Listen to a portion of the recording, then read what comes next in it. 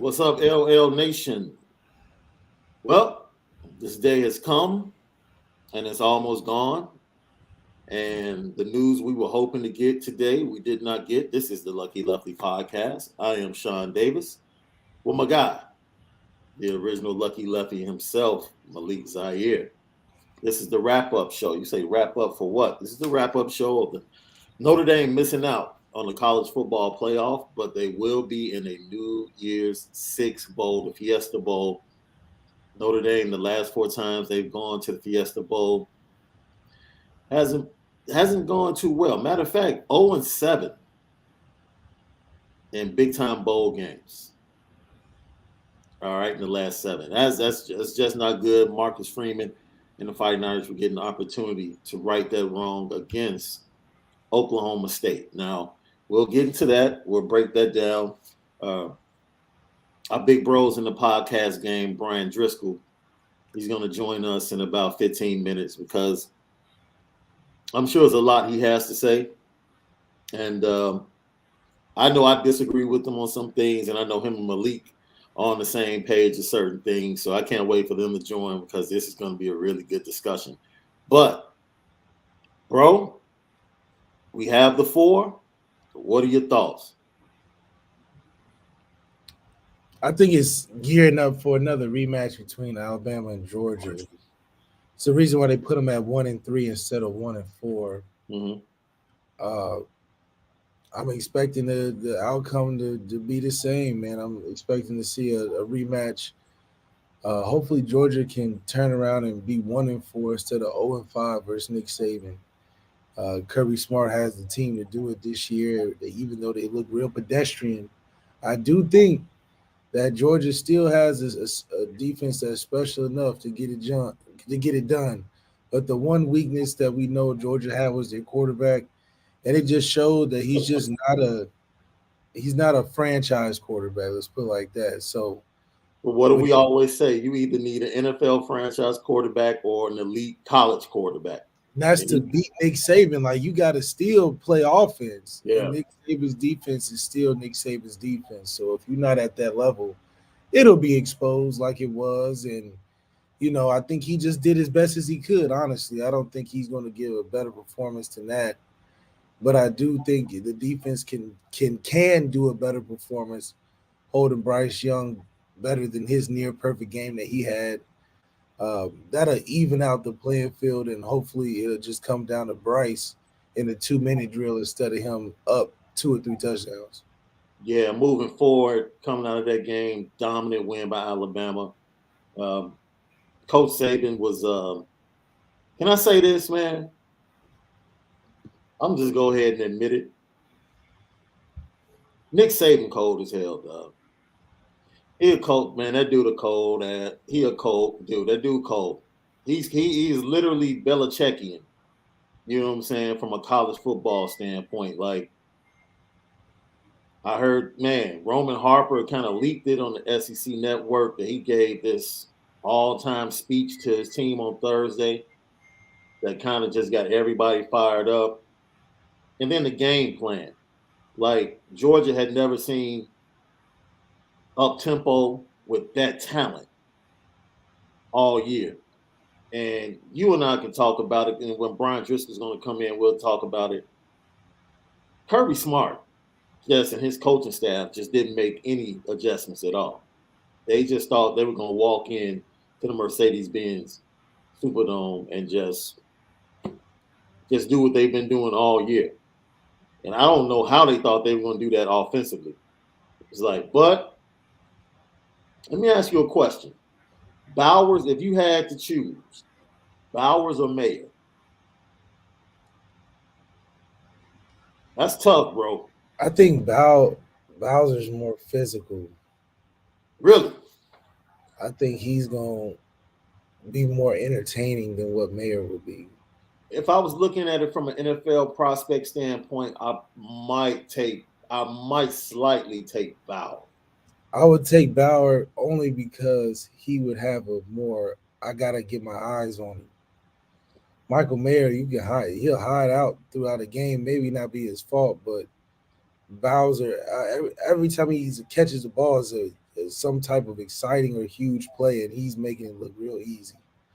I saw that dude run over 4 Bama players, dude. Yeah, like come on, this dude was playing out of his mind. Like Bama was the only thing that Bama couldn't do, and that would stop him.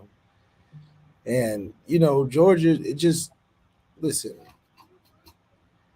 Nick Saban is playing his proteges, right? So it's their defense is damn near so similar. I don't think there's much adjustments to make that Nick Saban wasn't ready for. You know what I mean? Yeah, facts.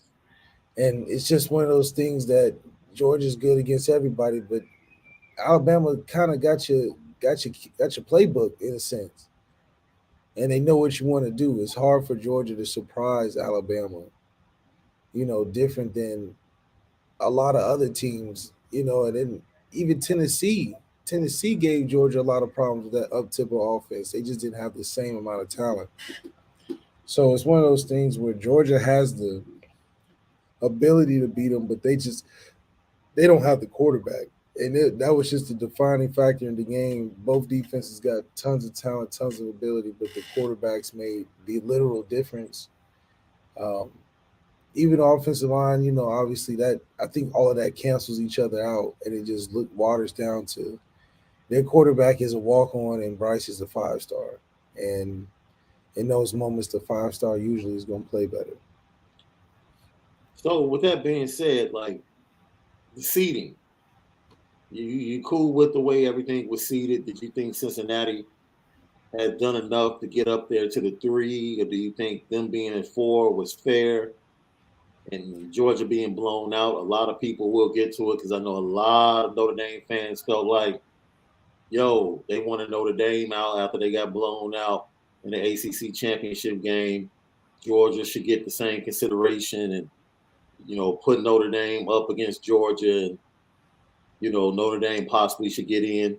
I don't know how you feel about that, but, I tried telling people last night and pretty much all day, like, look, Notre Dame's not a better team than Georgia. Like, and I'm a Notre Dame fan. Yeah, like that's not the game I want Marcus Freeman to try to go out the season on. And it's not to say that they wouldn't have a chance to beat Georgia. That's just not. That's just not. No. Now I know Brian. When Brian comes on, he definitely thinks that Notre Dame is better than Georgia. So I'll be interested in seeing you two discuss that matter. We just look. I don't even think. All right, look. I don't know where. Cause the Cook brother, he's just as good as Kyron. I think we put more on Kyron than they do on him, but we don't have a George Pickens. We don't have. And your boy didn't look right, in my opinion. Who? I think he's at about 85%. Yeah, but that's just an example. He's not even healthy, but we don't have a him. Kevin Austin is not him. Kevin Austin is Kevin Austin, but right. It's levels to it. And then I don't know. You have to think who on Notre Dame's offense would start on Georgia's offense. We're just talking about skill positions. Skill positions. I don't know. Kevin Austin will start. And Kyron and Kevin Austin. Okay. It depends on what they're trying to do, We feature Kyron. They don't really feature they feature all type of different players at Georgia. So they have 3 running backs. They literally work 3 running backs. Yeah, so I do think that we wouldn't get blown out. No. But I don't know if we would. We don't have a Alabama offense either. Alabama got them plays, and they got, receivers for days that are NFL guys. I think we got a lot of good college receivers. Michael Mayer's got some talent, but we don't have no John Mechie or the receiver from Ohio State necessarily, in that way. But Bryce Young is hot right now, man. I mean, he's been giving us moment after moment. making it look super easy out there. So that's just a different breed. But in terms of just us versus Georgia, man, I do think that that's just not the game I want Marcus Freeman going out with this season. I to think he jump it off. deserves Oklahoma State is an easy dub to get hyped for the next season. When you say an easy dub, but you mean like 10 points, you're not talking like blowout. I mean, that's still a very respectful defense that they have. I'm not Spencer Sanders doesn't bother Spencer, me at all. he threw 4 interceptions last game, didn't he? Or Yeah, something? and Baylor, Aranda and Baylor, what they did is very similar to what Marcus Freeman likes to do on defense. Yeah, I think that we're a good matchup for this Oklahoma State team. And the thing about us that's different from Big 12 teams is that we don't do the whole turn the ball over a bunch of times in the game. Like we're not exchanging turnovers like that to where the games be 58-58. I think for us, Yeah, we'll have enough of the run game to where it'll be a game that we can control. And when you can control the game against Big 12 teams, you do what you want against them. yeah. We'll get to some comments as we said before. Brian Driscoll from the Irish Breakdown is going to be joining us in like 3 minutes. Look, this is something that I told people yesterday because I saw a rush to judgment on Georgia. Everybody was calling Georgia overrated. And I said, man, there are two teams Yeah, in only this two nation teams here can do that to each that other. can do that to Georgia. And it's like, calm down. If you're We're not not- walking in the building with those two receivers that are first round receivers or second round receivers and Bryce Young, stop. I Stop. mean, they got a lot. They just got a. I don't know. It's just those two teams are the best two teams right now. That's just what it is. Yeah. Now, against each other, that's an evaluation amongst them. It ain't even an evaluation where we feel like just not right now. Now, next year, I'll put us in there. I think we'll have enough of preparedness from the new head coach of Marcus Freeman to get us ready for an Ohio State to kick off the season the right way. And I think we'll be ready for that game. I just think that Georgia, if let's just say if we had to play Georgia, is Jack Cohn gonna quarterback his way the whole game? I just don't know about the whole game. I think we'll have moments and spurts, but not enough to be like Bryce Young. Yeah. Not enough. But next year, I think the defense is going to be older. They're going to be stronger. We're a defensive led team. This will be interesting to see us defensively led. I feel like with Marcus Freeman being the head coach, and now the offense has less pressure to be on center stage. We're like the Baltimore of the 2000s, I would imagine. Yeah. Until we get a Lamar Jackson or something. Lucky Lefty Podcast. Shaun Davis, Malik Zaire. We spin it different. We're about to have a special guest, Brian Driscoll from Irish Breakdown, in a few seconds. Let's go ahead and get a couple of comments in, right? Let's see. Jamie McNeil, shout out to you for always supporting, man. Don't forget, subscribe, share, like, hit the notification bell. Coleman Smith, Malik is just a realist. If y'all think we're beating Georgia or Bama right now, it's delusional. Yeah, I mean, look, I'm the biggest Notre Dame fan ever. I get it. I just don't see it for 4 quarters. Yeah. Seeing really good spurts, we can hang in there with the best. I don't think they will blow us out, but I don't think it's something to where I will put my money on. I don't think regular thinking people, non-biased people, will put their money on Notre Dame necessarily. Mm-hmm. But we would give them a good game. I think we would give Michigan. I think we'd put the foots on them, and we would put the foots on Cincinnati if we had to play them again. So I think we'll be at least second or third or something. Man, I'm gonna keep it a buck with you. I really think I've come to appreciate Michigan in the last 3 weeks. You know why? I appreciate any team that goes out there and they don't try to be fake. They don't try to do anything outside of who they are. They just don't. They are who they are. I think Notre Dame will match up with them head to head if they play. Notre Dame on a neutral field probably wins. I don't think they have the weapons outside or the quarterback to challenge Georgia the same way Alabama did, but that's why you have to take the field. Yeah. But kudos to them. Kudos to them, man. They beat Ohio State. That was the road bump they had to get over.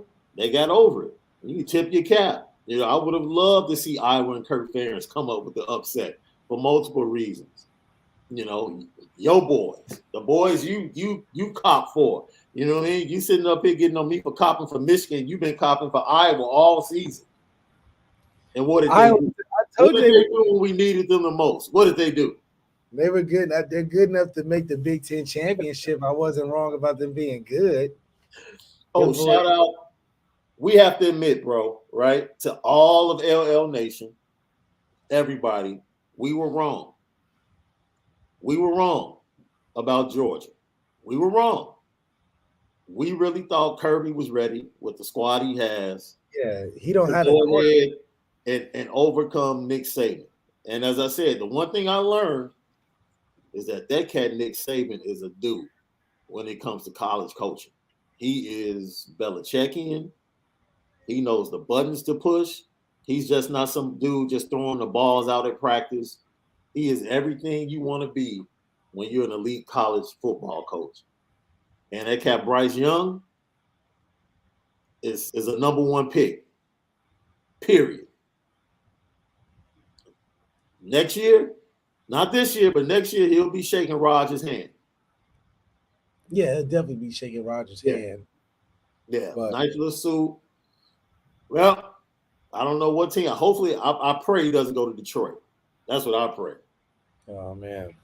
Anywhere but Detroit. He can go revolutionize any other city but Detroit.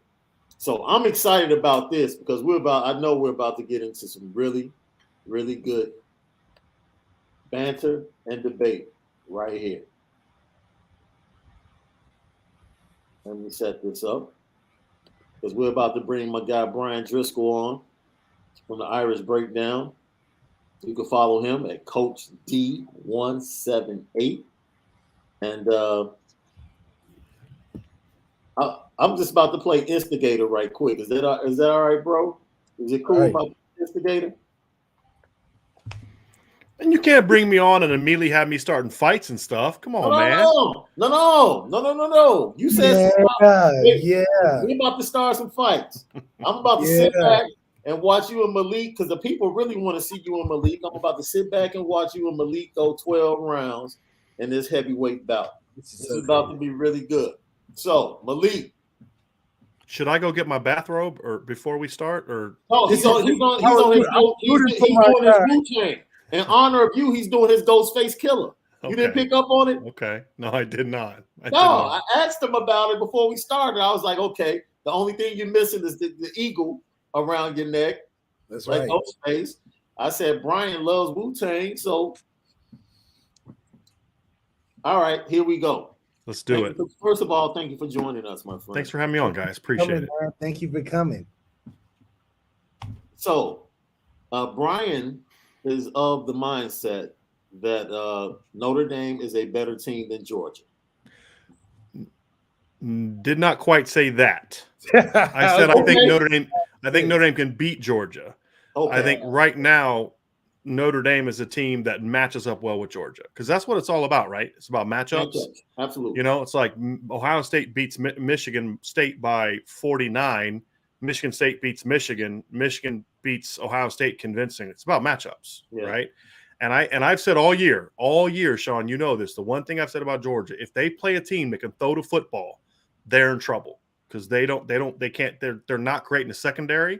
Nobody they've played up to this point in time could expose the fact they don't have Eric Stokes. They don't have Tyson Campbell. Their safeties are more hitters. They don't have great pass rushers because the thing is, the last 5 games, they haven't had Anderson.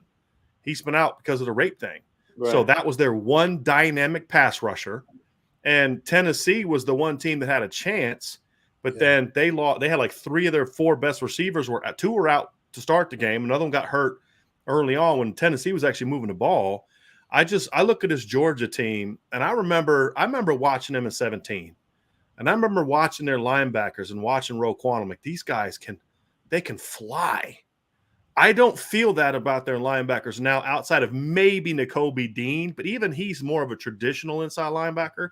I just look at it and I say, who on that defense is checking Michael Mayer? Who on that defense is checking Kyron Williams out of the backfield? If it's last year's Notre Dame team, it's a wrap. It's Georgia, because they're good enough up front to neutralize Notre Dame's run game. But I just look at the skill and I say, I don't like that skill matchup for Georgia. Now, the other part too is I'm not afraid of a team that has Stetson Bennett starting a quarterback. No, I agree. That's the other part of it. I agree. I don't think they will rely on Stetson like they did against Alabama. Mm-hmm. I think they could run the ball. I think that's something we would have to worry more about it than Alabama would. I think they would try to run us out of the game. Like they said, he only threw, 12 passes in the fourth quarter. I think that would be something similar. He wouldn't throw that much in the fourth quarter versus us. I think it would be a low-scoring game. However, I don't trust Jack Cohn against that defense either. I'm not saying that they're, obviously their secondary got exposed, but am I trusting Jack Cohn to be throwing like Bryce Young throughout the entire game, even though the secondary is what it is? I don't know, because I think that Tommy has been more of a traditional balanced style of offense, and I do think the running game would suffer a lot more than it would in usual games. So it would have to have Jack pulling it out for us, which, I love Jack, and I think he's better than Stetson, but just doing it for 4 quarters, I just don't see it right now. Maybe if Tyler Buckner were to play the whole year and we could have that element of Tyler using his legs as well as him being able to pass just enough, I think we would have a better shot, but I don't think his development has been where they could have had it at this point of the year.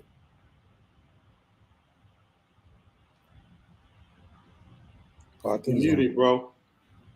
I've been having this problem with my mic. I got to get a new mic. I hit the unmute button and it won't flip. I've done this like 12 times this week. He says, is he Bryce Young? No, not even close. But the difference is, number one, Notre Dame has a better defense than Alabama. Now, the run game would concern me a little bit more against Notre Dame than Bama, even though Notre Dame's got a better defense, because one thing about Bama is they're big up front. Yeah, they're not as vulnerable to Georgia's size. Notre Dame would have to out-athlete them up front, right? Exactly. So that's a concern. But I think Notre Dame's been a really good run defense this year, except when they play teams that have a really mobile quarterback, right? You take Sam Howell out of North Carolina's offense, they're not running the ball on Notre Dame, right? Same thing with Virginia Tech. And Stetson Bennett's not that. Stetson Bennett, to me, as an athlete, is more like Ian Book. If the play breaks down, he can then go run. Ian Book was not a runner. Ian Book was a scrambler in the pass game, and that's kind of how Stetson is. And so, that's obviously – but I think Notre Dame can shut that down. I don't think their matchups – I mean, because, again, we're talking about in a playoff game, right? In a playoff game, 14 is playing safety. Yeah, right? I like that matchup of 14 against Brock Bowers.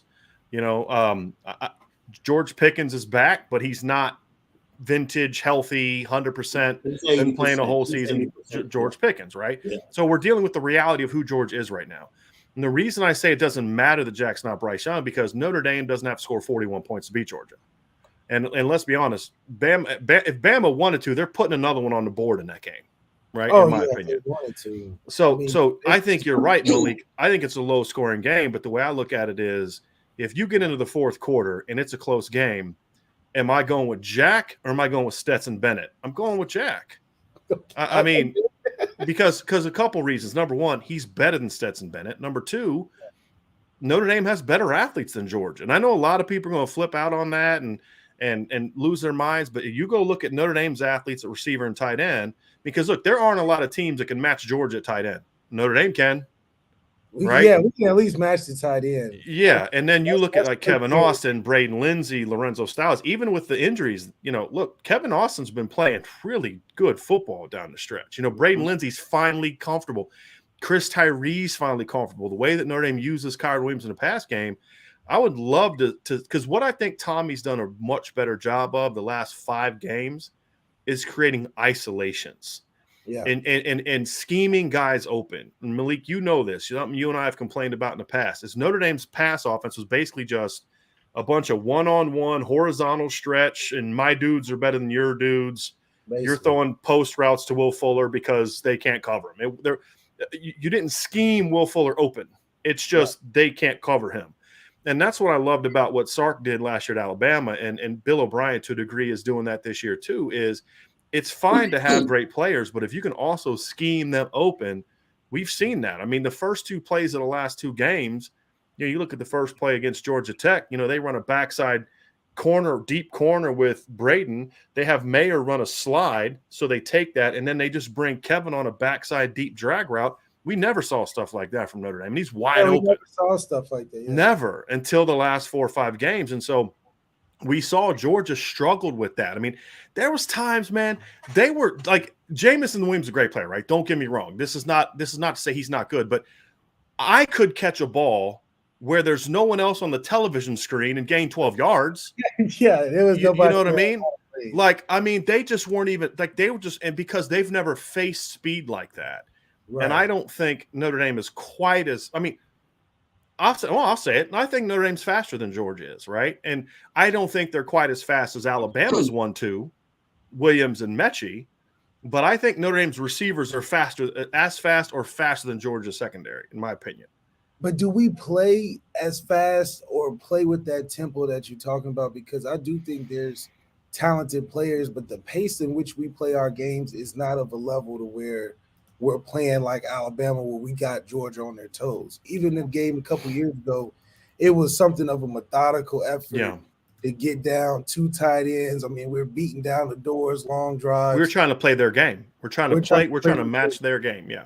We're not gonna, like, even when I feel like this with Clemson, we wasn't outpacing Clemson in just the style of how they played in that playoff game. We just wasn't on the same speed of pace. So yeah, we had similar talented players, but we don't use our players like Georgia uses their receivers. I think George Pickens is a threat, even not healthy, just because there has to be some attention on him. But you got guys all over catching little bubbles and catching these little routes that they're turning into things.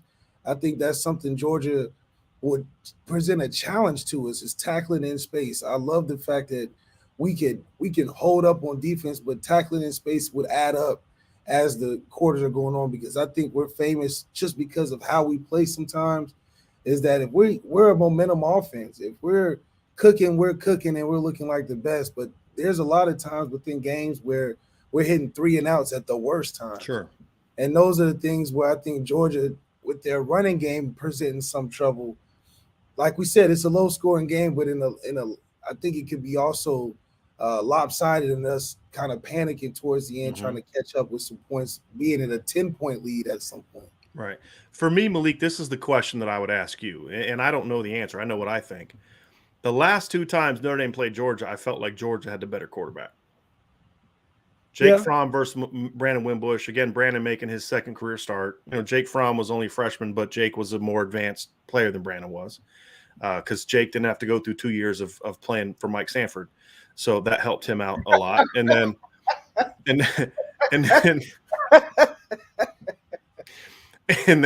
2 years later, it's Ian Booker, Jake Fromm, right? And I think both times Georgia had a better quarterback, which is why both times Georgia made plays in the fourth quarter. And Notre Dame had a lead in the fourth quarter both games. The other difference for me is I don't think Georgia has the athletes on the perimeter. When I look at Georgia's offense, Lad McConkey doesn't scare me, right? And Jermaine too much. I like Jermaine. Right, because Kyrus hasn't been healthy all year. Right. Pickens hasn't been healthy all year. Darnell Washington hasn't been healthy all year. The number 2 tight end, like they're not the team they would have been. And now, again, if we're talking about what Georgia would have been if everybody's healthy, we'd be having a conversation. But then I would say, okay, well, what about if Notre Dame also has Avery Davis, and you get into that conversation. But when I look at Notre Dame, you talk about the tempo, Malik, and you talk about the game 2 years ago, and all that's true. If you just talk about the Cincinnati game, I'm like, no, they're not beating them. They're not beating them. Yeah, but when I look at what Notre Dame has done the last 5 games, and the other thing too is what we're seeing from Notre Dame tempo-wise, Malik, in my view, is we're still seeing them grow into what they're trying to become post-break. Now you give them a couple weeks to self-scout and then 15 practice to continue to enhance. That's part of the reason I feel it too, is I'm much more confident with Brian Kelly. This is going to sound like sour grapes, but anyone that's listening to me knows that I've been saying this for years. With Brian Kelly not in the way, I'm much more optimistic that this team is going to show up with the energy, that's going to have the passion, that's going to play with the tempo that we've often seen Brian Kelly pull the reins back on. So those are the things to me that, you've played Georgia close twice and you tried to match them, their style you tried to play the same style they did. And they were just as big, if not bigger than you. They were just as strong, if not stronger than you, not in 2017, but in 2019. And you didn't have a quarterback that could make them pay. Yeah. I think Notre Dame has a quarterback that can make them pay. And I think the weapons that Notre Dame has in this game are significantly better than the weapons they had in 2017 in that matchup. I mean, you had Cam Smith, Freddie Canteen. I mean, I said this before. Chris Fink, Freddie Canteen, and Cam Smith combined for over 100 snaps in that game. Miles Boykin and Chase Claypool combined for 12. Yeah, right. And you still almost beat them. Yeah, you're banging throws to Kevin Austin and Braden Lindsey and Lorenzo Styles and Michael Mayer and even George Tackens now and Kyron out of the backfield, Tyree out of the backfield. I just feel like this is the team that Notre Dame should have been all freaking season, and that's my continued frustration. If they're now going into game 13 of this offense, I don't think we're even having a debate right now, in my opinion. Well, number one, because we are having the debate because we're talking about, so how does number 1 Notre Dame match up against number 4 Georgia? That's the conversation we're having right now. Okay, I guess Notre Dame would have been up for the number 1 spot because they'd have beat Cincinnati. They'd be the only undefeated team. They'd be the only undefeated team. Yeah. Lucky Lefty podcast. Special guest Brian Driscoll from Irish Breakdown at Coach D178. The original Lucky Lefty himself, Malik Zaire, is right there. Now, Malik, that's the Georgia Notre Dame argument. The other debate we got into, which he kind of teased. And correct me if I'm wrong, Brian. We differed on who had the better wide receivers, Alabama or Notre Dame. No, we differ. I think we differ. See, look at you. We No. differ on the gap. I need Vince. What we differ on is the gap. And I said Alabama had a deeper receiving core. Yeah, but we were arguing depth, but in 2 different manners. Okay. You were arguing depth from like they have 2 X's and 3 Z's and 4 W's. I'm arguing depth from a weapon standpoint. And when I'm talking about the pass game, I'm talking about the receivers, Kyron Williams, Michael Mayer. That's where we were kind of not on the same page. Because to me, if we're just arguing like offseason who has the better roster, it's one conversation. So we're just comparing Alabama's 8 scholarship receivers versus Notre Dame's 5. Right. What I'm talking about is a matchup that you would have on next Saturday, and you're not playing your 5th string W, ranked number 7 in the country, right? Coming out of high school. We're talking about who are they going to be playing on Saturday. And my point is if you just took Notre Dame's receivers against Alabama's receivers, it's Alabama's receivers. I mean, Notre Dame doesn't have a Jamison Williams, right? John Mechie's a really good player, but to me, Slade Bolden, I'll take Lorenzo Styles and Braden Lindsey over Slade Bolden, right? Yeah. But then you have to factor in, the tight end, what Kyron Williams does in the pass game, now that Chris Tyree's healthy. Because the thing I noticed in the Stanford game, and I'm curious if you guys caught this, Braden and Chris finally looked both healthy. And the juice they both had on, and Malik, you've been on that field. It's hard to look fast on that field. I've seen 2 Notre Dame players look fast on that field. CJ on that kick return in 2015 and Will Fuller. On that go route, he looked so fast. That is it. I mean, and I also remember Deshaun threw that ball, and I don't know if you saw this, Malik, because you're on the sideline, right? Or were you there? He threw it with him, and it was like perfect. The corner was when he went like this, the corner was 2 yards in front of Will. And by the time the ball got there, Will had passed him. It was just a track meet. It was ridiculous. Only 2 Notre Dame players I've ever seen look fast on that field because you can't cut. No. And to see those 2 guys with the juice, I just think, and this is why I was hoping that they'd get in a playoff, because I think this team is hitting its peak now. Because Brian Kelly finally got out of the way and said, I'm not going to pretend like I still have Chase Claypool and Miles Boykin at receiver. and I'm not going to pretend like I still have Quentin Nelson and Mike McGlinchey and Ronnie Stanley on offensive line, and we're going to play to the talent we have. And what Notre Dame has on offense that Brian Kelly did not allow the world to see until November is speed. It's speed, in my opinion. And that's what's been holding us. That's the difference between how we go into these big games. Is he held us back in that Clemson game with us showing that we had speed. No, hold on a second. Notre Dame didn't have speed in that game. They only had Miles Boykin and Chase Claypool. They only ran 4.42s at the combine at 6'4", 220 pounds. I mean, is that fast or something? It is crazy because it shocked everybody that watched it because we like, you're that fast? And that's the problem. That's the problem. But I do feel very sorry for the next team that comes out versus this Notre Dame team because of that weight is lifted off. I feel like we will see the speed from these guys on another level. One, from motivation, and two, the fact that I feel like Tommy feels in full control of the offense for the first time since he's even been there playing. He's not going to be second guessing his calls or being micromanaged on what they really want because he is the guy leading it. And I think that's a very good position for him to be in with the defense.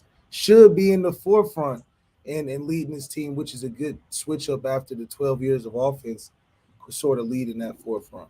That's the thing I think that frustrates me the most of the last 8-9 years is I feel like Notre Dame has got this misconception about the lack of explosiveness on offense, when in reality, Notre Dame's always had the explosiveness. It's just they never had an offense that allowed them to thrive. And even Will in 2015, I remember in 2014, y'all were running like tunnels to him. I remember him catching that one against Syracuse. He had one against Northwestern. And then 2015, that's gone. Yeah. It's just go routes and post routes and cross routes. It's like that's all they ran with him. And it's like, it was never scheming him open. It was just I'm faster than Dory Jackson and we're running a post route and you can't cover me. And they had the best offensive line in college football, and Deshaun always had time to throw, right? I mean, it was even when like with you, it's like you hit him on a deep in cut and a couple go routes, right, where he just ran by dudes. I mean, that was it. And then same thing as Virginia. It was just a straight go. It's just I'm gonna throw it as far as I can throw it, and you can't run with him. Imagine if they were designing to get him drags and crossers and doing the things like Bama did with Devontae Smith. Imagine the numbers Will would have put up then. Like the tunnel screens like we saw in 2015. And, I mean, and like if you think about how Chip Long would have used Will and you look at how he used Braden Lindsey in 2019, I mean, why weren't they doing that stuff with him? And that's the frustrating thing. I feel like ever since 2012, Brian Kelly's been trying to show the NFL that I have an NFL scheme, right? Yeah, and if it's broke, don't fix it mentality. Right. If CJ can run to the right 50 times and pick up at least 5 yards, that's what we're running with. And it became so monotonous to the point where we wasn't looking to expand if we could just keep running go routes. Mm-hmm. So once we got in that rut, promising a championship against teams that can cover those simple things, a lot of times in the 2018, 2019 season, even 2017, it felt like, all right, after we ran out of those 10 plays, we were just flopping around like a flounder. We had nothing else to show the defense. So I think this moving forward with Tommy being in full control and at least having the ability to make these guys play to their capabilities and coach to the players that we have instead of using that old methodology.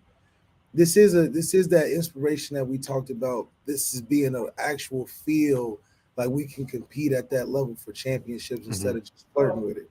Right. And now you're going to be in a situation where you have a head coach and a staff, hopefully, that has the ability to go out and recruit even more dynamic players. And that's going to be the big thing is not only have they wasted some of the talent that they've had, in my opinion, this isn't new. This isn't me now going after BK that he's gone. This has been what I've been complaining about for years. It's use your players, build your system around what they do, and then recruit to the system you want to run. It's like BK always wanted to run this pro-style drop-back system, but kept recruiting athletic quarterbacks and then wouldn't make the changes necessary to say, let's do both. Yeah. Let's build around them. And the reason Tommy loves Tyler so much, from what I'm told, talking to sources, is Tommy understands you've got to have a quarterback that can throw the football, but you also have to have a quarterback that can beat you with his legs. And now in Tyler, you have a kid that can sit in a pocket, that can pick people apart, that can make those kind of plays, but you also have a guy that can be dynamic. And then you put the speed around him. And that's what's been so fun. And I know they haven't played good teams down the stretch. I'm not acting like these North Carolina and Georgia Tech and Stanford or Georgia, right? But it's about, does that translate to those games? Can that skill translate to those games? And I believe it can. And that's why, I like the matchup. I think that Notre Dame can neutralize. If we talk about the Georgia game, they have the speed to neutralize the fact that I think Georgia would punish Notre Dame in the trenches.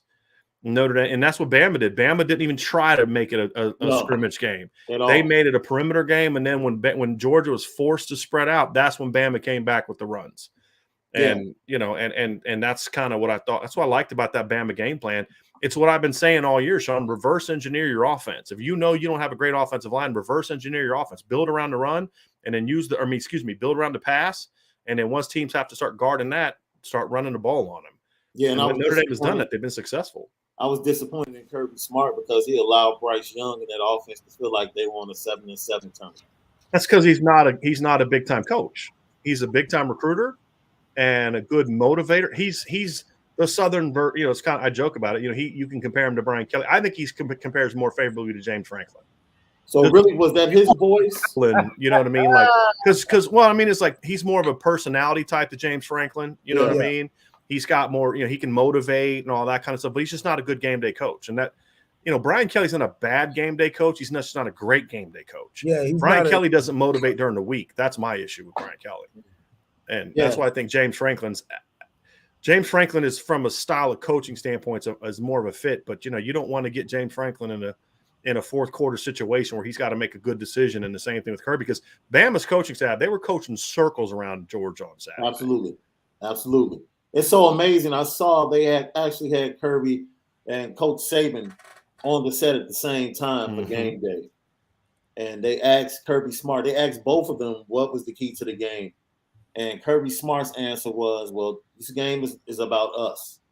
It's not about anybody else. It's about us and us doing what we have to do. And at that moment, I started to say, you know what? I don't think he gets it. It's a wrap. I don't think he gets it. Like, no. This is not about you. Like, the team you can't beat is Alabama. It is all about beating Alabama. The team doesn't know that. The team thinks it's just about them.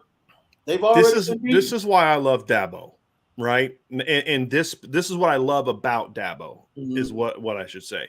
Yeah. Nobody plays the nobody respects us, we have something to prove card better than Dabo. They could win 37 straight games, and Dabo's like, I can't believe Virginia's coaches aren't respecting us. Nobody thinks we can beat the Cavaliers. You know what I mean? Like, that's how Dabo is. And it's like, it's always, we're the number one seed, but they don't think we can beat so-and-so. I mean, it was that. It was not, it's about us. It was put that target right on Alabama's back, right? It's no one thinks we can beat Bama. And Kirby's out there. He still thinks he's in Tuscaloosa, man. He runs the same defense they ran in 2012. I mean, it's like he tries to recruit big boy power football. It's like, give me a quarterback that's not going to make mistakes. He's like part Brian Kelly, part James Franklin, and part wannabe Nick Saban. And that's why he recruits great players, but why he wins is zero. The only big games he's ever won in his career is what? He beat Brian Kelly a couple times and Gus Malzahn, right? I mean, Lincoln Riley, who also has never won a big game. Yeah. So, I mean, most of the big games they lose in the Alabama, that's the big game. And they've choked away 2 games against Bama because of late game. And that fake, I still never get over that punt safe call they made where they were beating Bama and he puts Justin Fields in the game. Bama's in punt safe and he still runs the fake punt. I mean, losing that game in the second half. I mean, just no adjustment to Tua being in the game. They just had no adjustment to Tua being in the game. And that's the thing right there is they are very slow to adjust at Georgia. It just, they haven't been exposed this season because the East is bad. Yeah. I mean, when people are hanging their hats on maybe Tennessee's the team that can give them a run, that's a problem. They lost a flipping Pitt. They're not a good team, right? I mean, it's not a good situation. So they just never got tested. And that's the difference between like what Dabo was and Kirby was. Like Dabo, when they were playing in the ACC and nobody was good, Dabo would find things to piss him off and to make him feel disrespected. The Roys, we're on the Roy bus, right? Yeah. Where Kirby's like, we're Bama. Let's act like Bama. No, you can't act like Bama until you beat Bama. Right? A couple times. And that's what Dabo. I mean, even when they played in 2018, Dabo was trying to play the disrespect card. I'm like, y'all already won a title. You already beat Bama. But that's what he needed to motivate his team and keep them focused during the season when they had a bad schedule. I think Kirby had a false sense of how good they were, like Brian Kelly did last year, in my opinion. Yeah. No, I agree. Coach Kelly and Kirby, I like the comparison because, winning those big games, you really see after those losses, like, man, you're really just a really good recruiter. Mm-hmm. And when it came down to coaching against comparable teams that you can't out recruit, it just shows because, like you said, the thing that stood out to me was the lack of adjustment. I'm thinking after Bryce Young basically virtually goes down the field every time and scores, you're going to come out and at least give a one or two times. They reluctantly stayed in the same defense, making the same mistakes. I mean, they kept, trying to put a square into a circle, and it just wasn't working. And I think Bryce Young got comfortable and just started looking like practice. He was, oh, man, I do this every day at practice. It's the same defense with worse players in the backfield. So it's going to be hard for Georgia to come back and repeat a performance like that unless they really come out with something different. Like I told Shaun on this, I said, Stetson, we seen the pinnacle of what he could be in the last game. He's the most he's going to give you is the under 25 points. So if you're not holding that defense down or that Alabama offense under 25, it's just going to be hard because Bama at this point knows everything that you're doing to the point where they're going to put up a good 35 a game. All right, we talked about this before you got on, Brian. If you are an NFL scout, are you taking Michael Mayer or Brock Bowers? It would depend for me on what offense I run.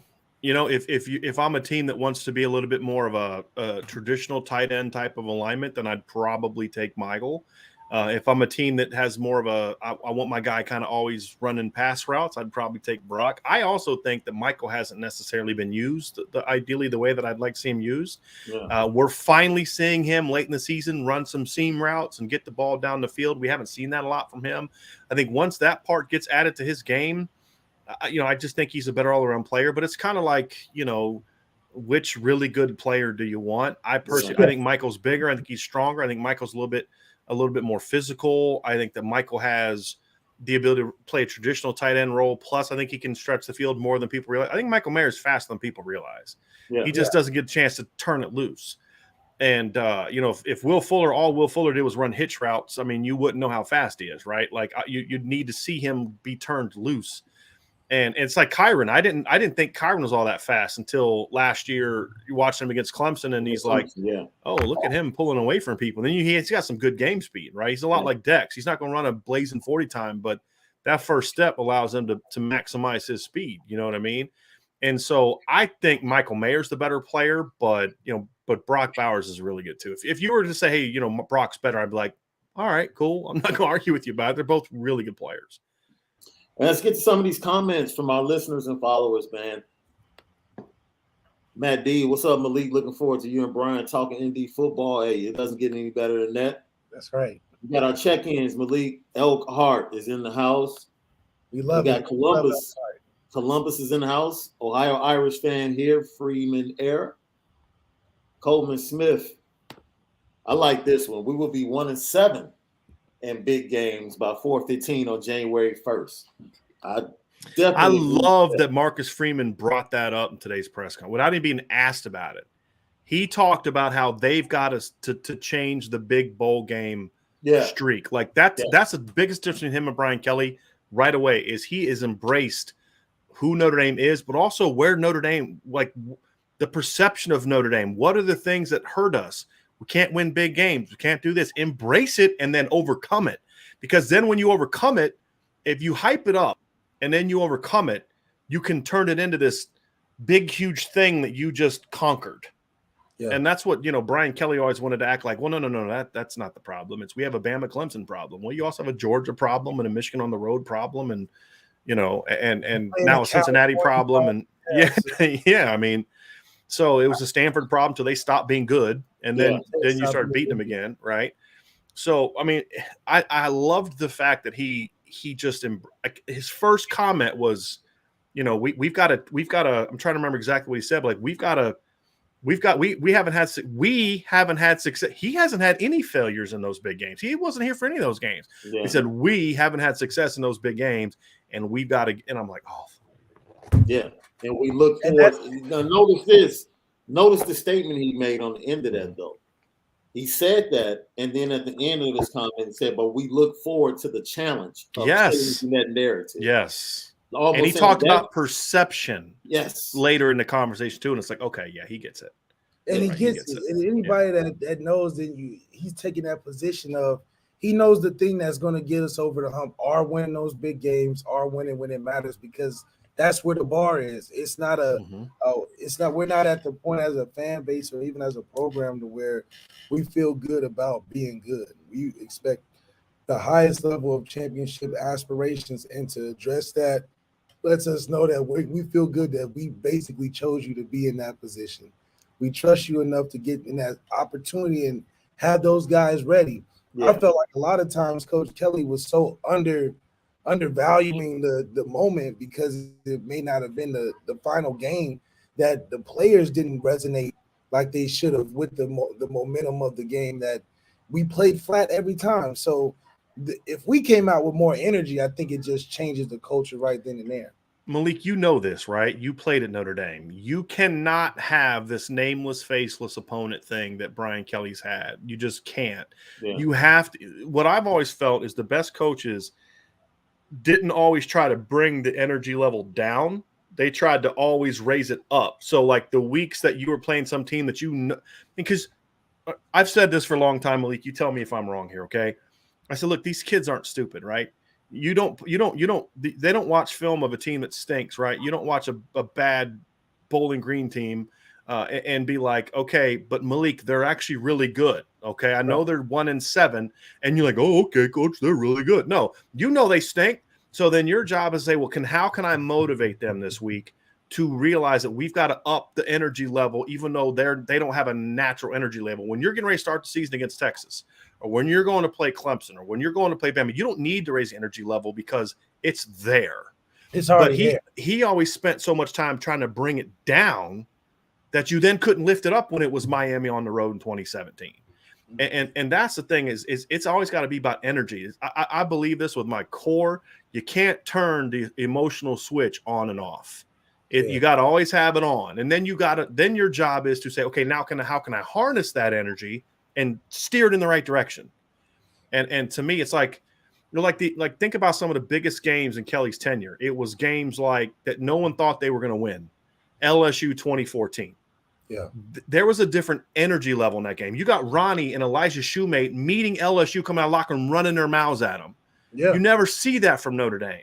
Because why? Because everybody's like, y'all have no chance. You're going to get smashed. I think there was like 2 people on the Notre Dame beat that picked Notre Dame to beat LSU. That's it. I was one of them. But I think Jake Brown at the time was with Irish Illustrated was the other one. That's it. Everybody's, Notre Dame's going to get killed. And I'm like, they're not that team we saw at the end of the season. Yeah, if they turn it loose. Definitely. And you know, when I was at the game and I saw Ronnie and Elijah down there near LSU coming out. Do you remember that? Did you see that, Malik, or were you like warming up somewhere else? I was out there. I remember it because we knew that nobody thought we could win, and the fact that they were we knew what we had. Just like you said, we knew what we had if we could really get behind it. So it was just a matter of us unlocking it, and we did end up doing that. So and I think that just comes to what I like about Marcus Freeman and perception is that now we'll finally feel like an intimidating team to where these Toledos and Georgia Techs don't feel like they can play with us anymore. Yes. I don't ever want to see another team like Cincinnati come to Notre Dame Stadium and get in the Notre Dame players' mouths, right? Like I don't ever and they just took it. They took it. Cincinnati's beating. I mean, like to me, I remember there was a year I was coaching and we were playing a team that was really bad, right? And we had a hard time all weekend. Our players motivated for the game, and they had some other dude that came at midfield in the pregame and just started running his mouth at our players. And I looked at my buddy. I was like, "Oh, that's not a good idea," because I'm worried about the game. Like, are we going to be emotional for the game, or are we going to have? Because this team sucks.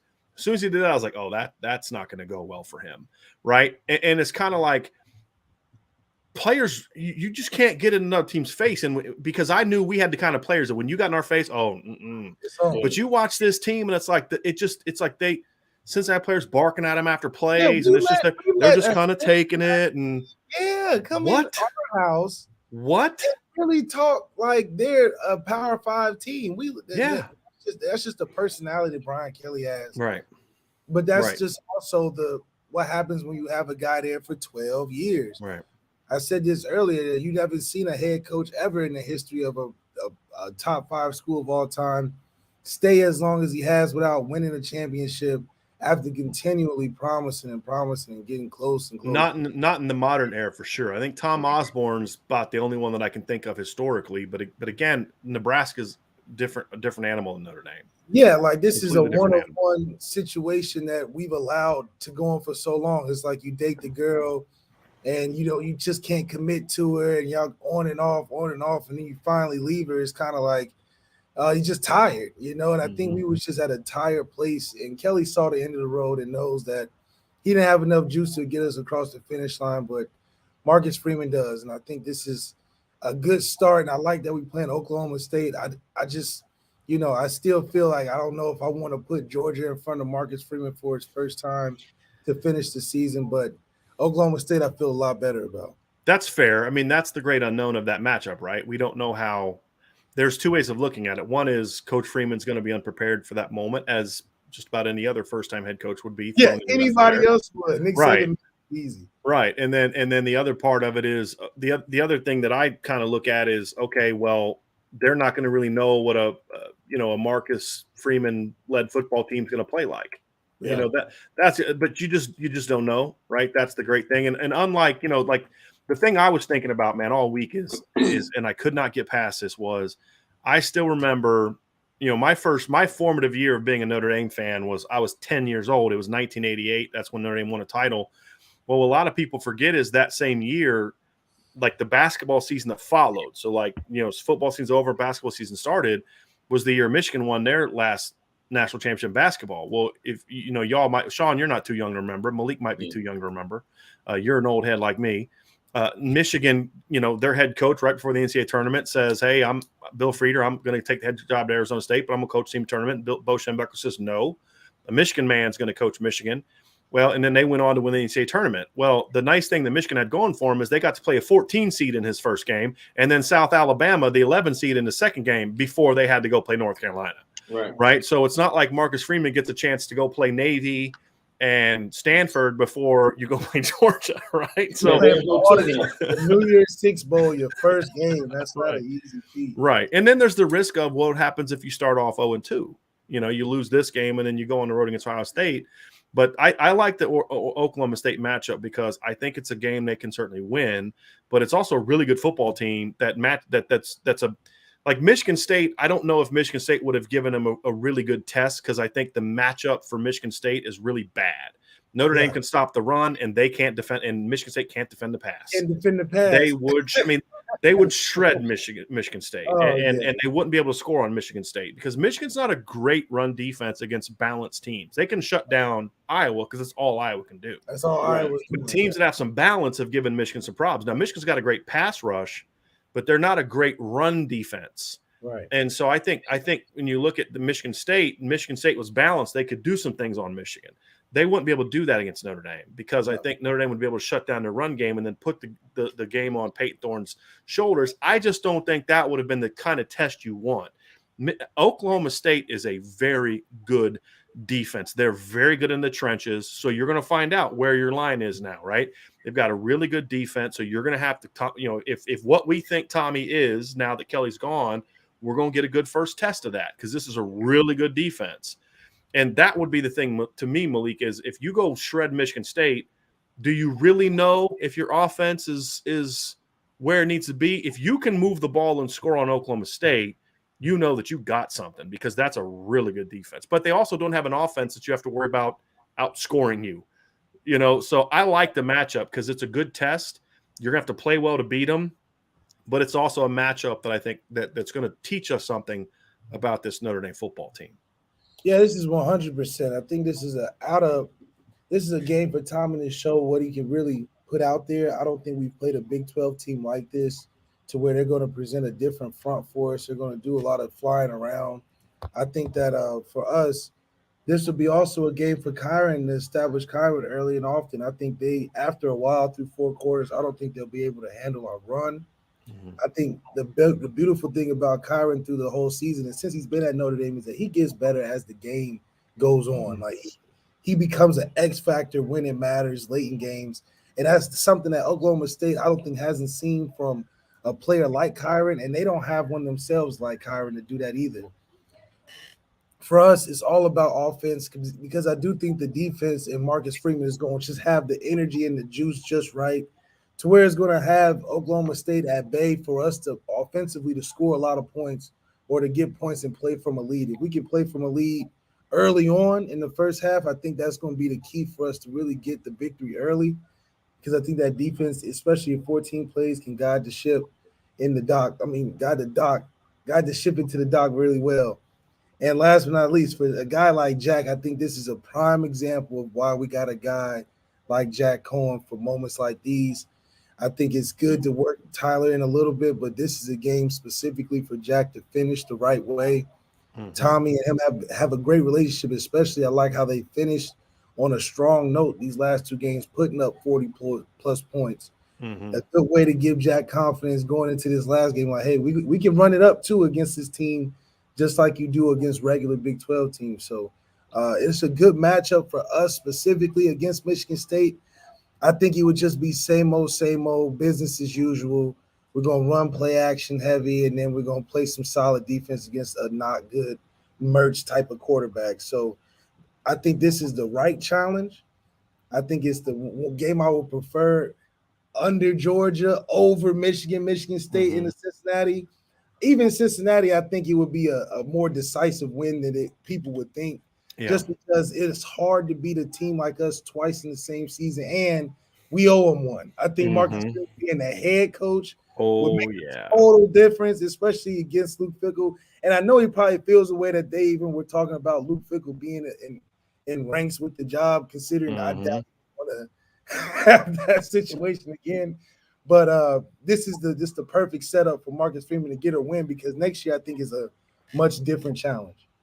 Yeah, so, next year's team's going to look way different. I mean, it's going to look and potentially more dynamic. People ask, what do you think Notre Dame's going to do against Ohio State? I was like, can you let me find out who's going to come back for both teams first? Like, I have no idea. Like, does Ohio State return 2 of their 3 receivers or do they lose all 3 of them? I don't know. I mean, does Notre Dame bring back Adamiola and Foskey or do they lose them both or just one? I mean, I got to see all that. But, I'm excited because I feel like, especially if they win this game. I've said this, Malik, and I've always wanted to test this theory, and you'll be able to tell me this. I have said for years that I felt like Notre Dame went into the offseason in 2014 after an 8-5 season, losing 4 of the last 5 games, but they won the bowl game with more excitement than they did in 2015 when they went 10-3 but lost their last 2 games. True or false? Yeah. True, 100%. And I think that, I mean, it's just the perception, man. I think the perception is in the right direction for what we want to do. And you talk about turning the tide. This is something that, like I always talk about, this is unconventional for us to do, but it's the right thing for us to do. Yeah. When's the last time we've even been consistent? I think that's what we were clamoring for before Brian Kelly. Clamoring for consistency just to be in the ranks, and now it's like we're even greedier. I think it's just a chance for us to. We're tired of seeing Alabama. We're tired of seeing the Clemsons and Ohio States of the world. We want to take that next step, and this is where it starts. Because Ohio, like you said, Ohio State's going to lose a lot of people, and I don't think their running backs are as good as they've been in the past. So going into next year, I think we got a really good chance now. We're playing at Travion is no joke. Yeah, he's no joke. I like our stable. I think from a it's not just no. I don't disagree with that. You just said their running backs aren't as good as they've been. Compared to Zeke and even Trayvon Sermon was really good. Well, no, you go back and watch them as freshmen and compare them to what Travion did as a freshman. He's pretty good. Now here's the thing. What I'll say to you, Malik, Travion's a stud, right? But would I take Notre Dame's second, third, and fourth running back, or however Ohio State's second, third, and fourth running back? Yes, sir, I would. Yeah. You know what I mean? But it just, I mean, if Austin and Lindsey come back next year, if Avery Davis decides to come back and take his COVID year for a sixth, that's going to make this offense look different than two of the three of them leave, right? I mean, so there's just so much unknowns. But I like is we also got to see who does Coach Freeman hire. I mean, that's going to matter. If he just brings everybody back that's already here, I mean, so there's just so much about this team that we don't know. Yeah, and we're going to learn a lot about what kind of coach Marcus Freeman is because look, he's about to do and has already done in some instances the hardest thing to do as a football coach. And that is to look a man in the eye whose wife you have met, whose children you know, and say, sorry, you're not here anymore. Yeah, straight up. And that's what can separate the great ones from the, and that's not an easy thing. I mean, that's your first job as your head coach, is you got to let people go. But we're going to learn if he's got the ability to do that, because that's sadly, that's what you have to do is, I mean, you're the CEO, right? I mean, you've got to be able to say, look, as much as I love you and I loved your kids and I love your wife and she bakes me, apple pie every other week and I love it. But the reality is you're here because we're expected to produce at this level and we're not, because you're not producing at that level. And I love you, but I got to find somebody better. And then who does he replace those guys with? So these are all the things we're going to learn about him, like from jump, right? I mean, and then how do you prepare that offseason plan to get your team emotionally, mentally, and fundamentally ready to go, play in the shoe? And so there's a lot we're going to learn about this team, but I can't really get too much into specifics just because I don't know who the heck is going to come back. Yeah, nobody does. So you talked about perception, and this was actually Marcus Freeman. It's so funny, man, because Jesse Palmer, in my opinion, on the college football show on ESPN, tried to throw shade at the program and tried to guide Marcus Freeman into an excuse, and Marcus Freeman wanted no parts of it. This is Marcus Freeman responding to Jesse Palmer on the college football playoff show on ESPN earlier today. One of the things Brian Kelly was great at doing during his tenure there was recruiting. And you're obviously known as an outstanding recruiter. Can you talk to us a little bit about the challenges facing Notre Dame when it comes to recruiting versus some other places you've been, and what your vision is with respect to recruiting to take this program to the next level? Yeah, I think the challenges might be some of the perception. And that's what I've been trying to change since I've been here, is that this place is a gold mine. This place will change your life for the better. And if you're able to communicate that with these young people and make them understand that if you want to win a national championship, come to Notre Dame. If you want a chance to set yourself up for the rest of your life, come to Notre Dame. And there's so many different things that this university and this football program will do for your future. And it's my job and our job as a coaching staff to continue to communicate it to these young athletes. Yo, let me tell you something. That was the greatest. First of all, Jesse Palmer called Brian Kelly a great recruiter. Brian Kelly's known as a great recruiter? According to who? According to who? Yeah. Were you too busy at The Bachelor when they were going over recruiting rankings? Yeah, like, what are you talking sources about? say it's one of those sources say allegedly. No, that's one of the interns handing him a paper before the show to say, hey, you got to put this in. You know what it is? What it's heard. him believing Brian Kelly's hype. Yeah, it's the hype. Shaun, say what you're going to say, because I think you're going to set me up for my feelings on why I love that comment so much. There's two reasons why. So go ahead, Shaun. It's your show, baby. I'm just along for the ride. No, I'm just going to say it like this. What stuck out to me, because, we're all part of the media, but look, I work for the company. So when Jesse Palmer tried to lead him down that road of making an excuse, he wanted no parts of playing the game that the national media wants you to play.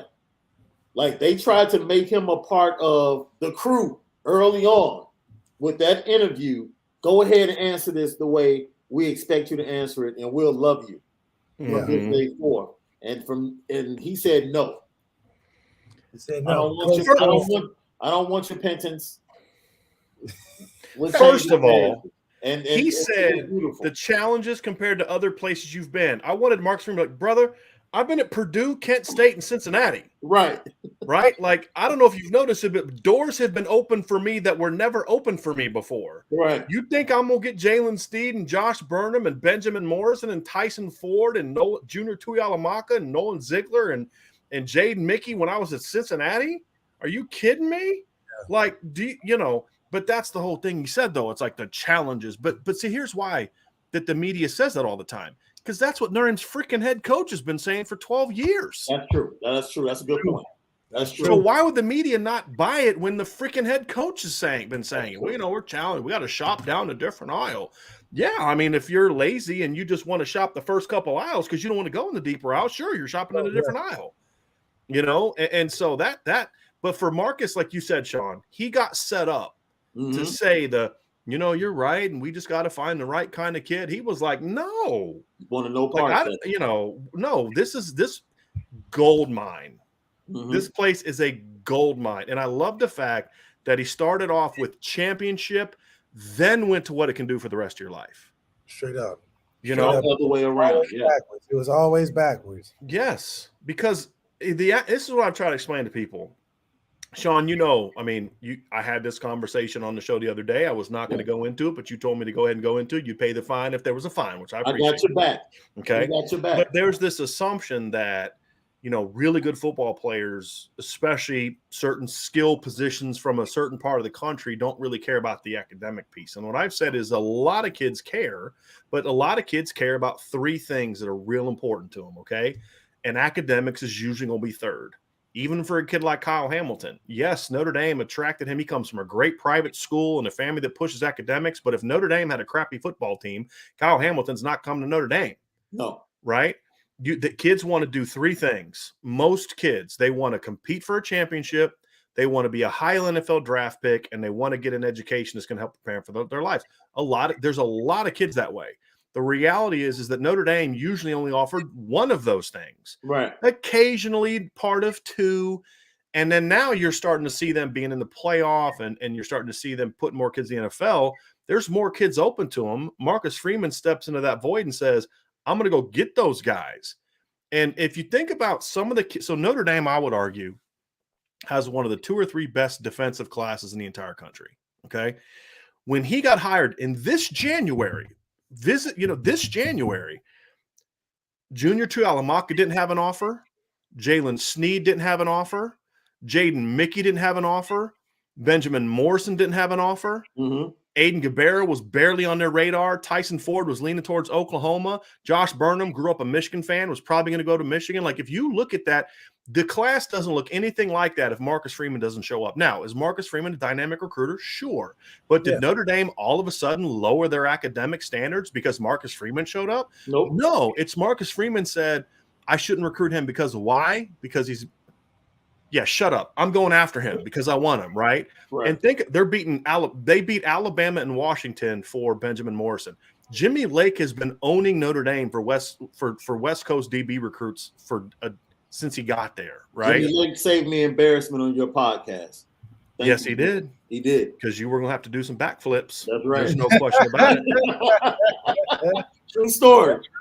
That's right. And look at Devin Moore. I mean, he's since decommitted because of everything going on, but like he had a Florida offer. Bama wanted him. Bama wanted Benjamin Morrison. Jalen Sneed is a kid that had, teams from all over the country want him. He's gone into the back. He's gone in. Malik, you're from Ohio. You don't go to Mentor, Ohio and get a 5-star kid that Ohio State wants. It just doesn't happen. It just doesn't happen. That's exactly what he did with Brendan Vernon, right? Yeah. He went down to Florida and went to Berkeley Prep. Notre Dame's been trying to get kids from Berkeley Prep for a decade. They tried to get Nelson Aguilar from there. Nelson Aguilar had great grades. He just wanted to go somewhere he could play in a great offense and be a first-round draft pick, and it wasn't going to be Notre Dame. Right. Because he decided that was before Will blew up, right? Because he was kind of a contemporary of Will. But you try to get Nicholas Pettit-Ferrer. They would have maybe got him if Harry was still here, but they've tried to get kids out there and just never successful. But Marcus Freeman and Mike Elston, and I think, too, Marcus Freeman has kind of given Mike Elston a bit of a pep in his step, too, because in the past, Mike Elston was just like, it's just me. I'm not going to go down into Florida and just me and beat Kirby's whole staff for a kid. But now it's like, I got Marcus, I got Mickens, I got, and now it's like I could even send Tommy Reese down there. He's got some personality because Tommy walks in a room and he's like that. I'm not going to say a whole lot, but when I speak, I'm gonna bring it to you, because we're trying to do this. Like, I'm not trying to play all that BS. I'm trying to win championships. So do you want to win a championship or not? I mean, that's just a conversation right now, right? I'm not, and now it's like I'm not. It's like now I got me and my boys now, right? It's not just me. And I think that's going to make him an even better recruiter. And he's already been a pretty good recruiter. Yeah. Right. But now he's like, okay, I can go get Brennan Vernon. I can go get Keon Keeley. 2 years ago, Mike Elson's like, that'd be nice, but I'm going to find some kid I can develop because I'm not going to get that kid because it's just me. Yeah. So let's go ahead, Malik. And that's the important thing. I mean, you got belief in the recruiting now. I mean, a lot of times I think it was just they just didn't feel as though they can get the kids. So they just didn't. If they chose the route of development because that's the easiest way to say you're coaching kids and bringing them up. But a lot of situations that we're vaulting ourselves in because of the energy in the recruiting staff right now is that we're going after the kids that are everybody else thinks is comfortable with the top choices. And once we can break through that aspect right there, I'm telling you, that's the difference where we're going to get the attention of a Nick Saban. We'll get the attention of a Ryan Day to be like, oh, we might need to boost up our little duffel bags this time. Instead of have 10, we put a couple extra hundreds in there. Because it's gonna be a struggle because they're competing with something that they can't give these kids past football. And this is why NIL is so important for Notre Dame. Yes. Because in the past, look, there's a kid that I want to be academically oriented. I want to do these things. I mean, I won't name some names, but I know a couple kids, Malik, that you played with, that picking Notre Dame was a tough choice for them because they came from families that could have used that help. But fortunately for them, they had mom that said, hey, I'm be fine. You go do what you got to do. But now it's like, you don't have to worry about that because I can go to Notre Dame, get me a clothing deal or get me a chicken commercial or something like that. And I can take care of my mother if I'm good. Right. Notre Dame can compete with that now. And the reason it's funny, I've been told story after story. I've mentioned this on my show about how I've seen recruiting situations with Southern kids, especially with Southern Black kids, where Florida and Florida State or like they would all gang up on Notre Dame because they're petrified of a kid from a public school in the Southeast going to Notre Dame and succeeding and what that would do as far as when they try to negatively recruit the next kid. I mean, you had Aaron Lynch being told by coaches down there, man, you can't make it academically at Notre Dame. You can't handle that at Notre Dame. They will tell kids that. Like, why would you tell a kid? Because you don't care about the kids. You care about your wins and losses and your pay raise and all that. They don't care about these kids. So right? Just get the job done. That's it. You're incapable of greitness. But they do that. That's a fact. Malik can attest to this. They do that on the recruiting trail. They tell them the easiest way out. You're like, man, you don't want all that work, and you're here to focus on chasing your dreams, and we can support that. And we're not here to try to make you something that you don't want to be right now. You can always go to school. But that perception is just so much different when you can get on campus with a Marcus Freeman that can show you the sides that can enhance your life. Let it be bigger than just going to class. And I think kids can make common sense out of that. And that perception that's changing instantly, you're going to see reverberate with these 5 stars that we've been missing out on. It's going to be a harder choice for them. And you're going to see a lot more hats on that stage when it comes to these decisions for some of these kids. No doubt. No doubt. You're talking about recruiting, Brian. We do something on our show where we call it the petty train. This is okay.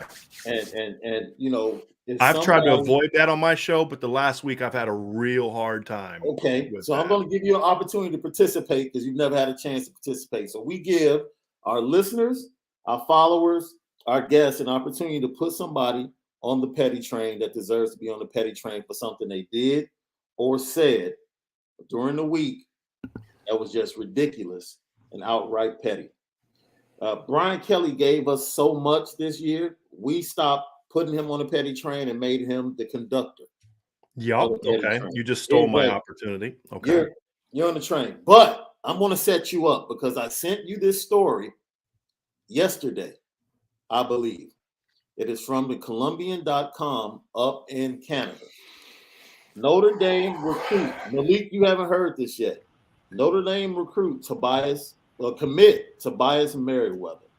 And his parents are totally just in shock of what they experienced on Monday. Brian Kelly, along with other assistant coaches, arrived. It was Brian Kelly, Tommy Reese, Dell Alexander, and Brian Polian. Right. So this goes to the fact that none of his assistants knew what the heck was going on.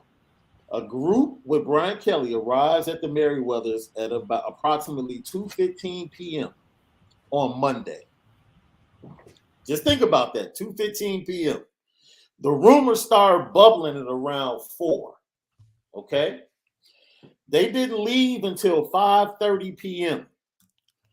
During the visit, there was a private phone call that Brian Kelly excused himself to take. He couldn't even wait until he was done with the visit. He left to take the private phone call. I can't confirm that it was from his agent about LSU, but one can only assume that that's the only call that he would leave a recruiting trip and an in-home visit. Unless some other stud was ready to commit to him, right? Exactly. That's about it. And he never mentioned one time to Tobias Merriweather or his parents that he was considering leaving Notre Dame. I'm sure he was selling the young man and his parents that he would be there the whole time, knowing that the deal was in the works. You want to talk about a lack of integrity? The unmitigated gall to even keep the in-home visit. You're not done yet. You're not done yet. It gets worse. I know. Go ahead. You finish it up. No, you're rolling. It gets worse. No. This is terrible. So they leave. Right. Dad says like 90 seconds later, Tobias starts checking Twitter because he actually had the decency not to be on his phone while he was in the room with the head coach at the University of Notre Dame. Yeah. And he's like, Dad, look, right? Like there's all these rumors. And so they text Dell and Tommy are like, Coach Kelly said that's bull spit, and then he lied to his assistants. Lied, right? And then had them lie to the recruit. Yes. Right? Yeah. And then he gets basically sometime at the airport, he says, well, I guess I'm going to LSU. As he's at the airport. Yep. Like it wasn't. Like, yes. And then I guess I think it was Matt Freeman from Irish Sports Daily had a story somebody sent me, and I guess Tommy Reese was just super apologetic and like, hey, I'm so sorry, I didn't know, and like none of these systems knew, because that's the thing is you put them out, like now they're lying to the kid unknowingly. Facts. Now you've now hurt my rep. You just had me lie. It's one thing for you to lie, right? You had me lie. And it just speaks volumes about the like my dad taught me when I was growing up, your character is not defined by how you react when you're winning and things are successful. Your character is defined by how you handle adversity and how you handle tough decisions and things like that. And for him to be in a situation where he was willing to basically do everything morally bankrupt in a bankrupt manner because that's what was best for him. You're going to call your assistant coaches to try to poach them from Notre Dame before you even told Notre Dame you're still technically, because he hadn't resigned yet. So as long as you haven't resigned, you're the head coach of Notre Dame, and you're trying to hire guys away from Notre Dame when you haven't even resigned yet.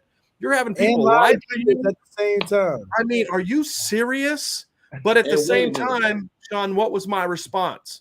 Okay, I'm not surprised. No, like, that's what pisses me off. You've got all these people in the media talking about, oh, he did. And I'm like, I've been saying this for years, and you guys got mad at me. You called me a hater and all this other kind of crap. And you were, while you were holding his hand, and we love you, Coach Kelly. This is the best coaching job you've ever done, ever. You beat a whole bunch of unranked teams. You're tremendous, because your roster with a 6-year senior, 5 fifth-year seniors, 6 seniors, and 7 juniors in the starting lineup was really young this year. And now when he's gone, you want to put him on blast. Well, you know what? We've been putting him on blast for years. And it's because of this. Because here's the thing.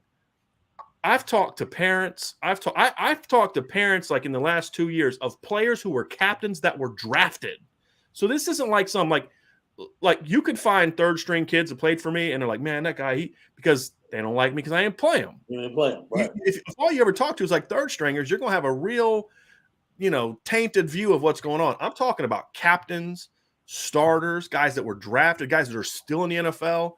And when you get them or you get their parents on this isn't an interview, we're just talking, and you should hear some of the stuff that's been said for years. Yeah, for years about him. Going back to Cincinnati, you talk to Tony Pike, and Tony Pike will tell you a lot, and that was his quarterback. Mm-hmm. They did some things together, and I've been told, like, I remember talking to a couple captains on the 28 team. I'm like, yeah, how do you guys keep winning if all this stuff is going on? It's because, like, we don't play for him. Brotherhood. We play for each other. And there are other coaches that they respected Clark Lee a lot, right? Like, they respected Harry a lot. They respect certain coaches a lot, right? Like, so the assistants were able to kind of, Matt Bayless has been the kind of the glue that's kept that whole thing together. But it's like, but they I've had some of those guys. I never had a conversation with Brian Kelly during my tenure at Notre Dame. Parents of guys that were captains are like, I never had a conversation with Brian Kelly at Notre Dame. And it's like, so none of this stuff is surprising to me. I just enjoy that it's finally out in the open. But I want to let people know this didn't start the moment LSU offered him a contract. He wasn't like this really good guy that cared about, like, this false perception he put out about how I care about my players. But no, you care about you. And once those players stop being a benefit to you, they're not really a thing for you anymore. Malik, you're my quarterback, man. When you're hurt, you're my team. Oh, Deshaun's balling out. He's an NFL player. Hey, sorry, Malik. We're not. I mean, that's been his thing forever. And it's not about benching guys, because you have to make tough decisions sometimes. Yeah. Hey, I love you. You're my favorite player, but this guy's better than you. That's part of life. Yeah. But he's never been a guy that I'm out for the kids. I'm out for development. I'm about for doing what's right by them. That's never been his thing. And I just love that it's finally coming out. But I just wish some of these people would have brought this up before, because maybe I wouldn't have had to endure 12 years of this nonsense if it would have came out before.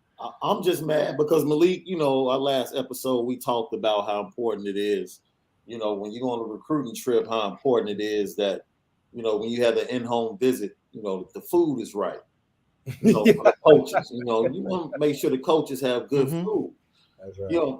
Mama Merriweather, yes, had deviled eggs, barbecue shrimp, and burnt ends brisket.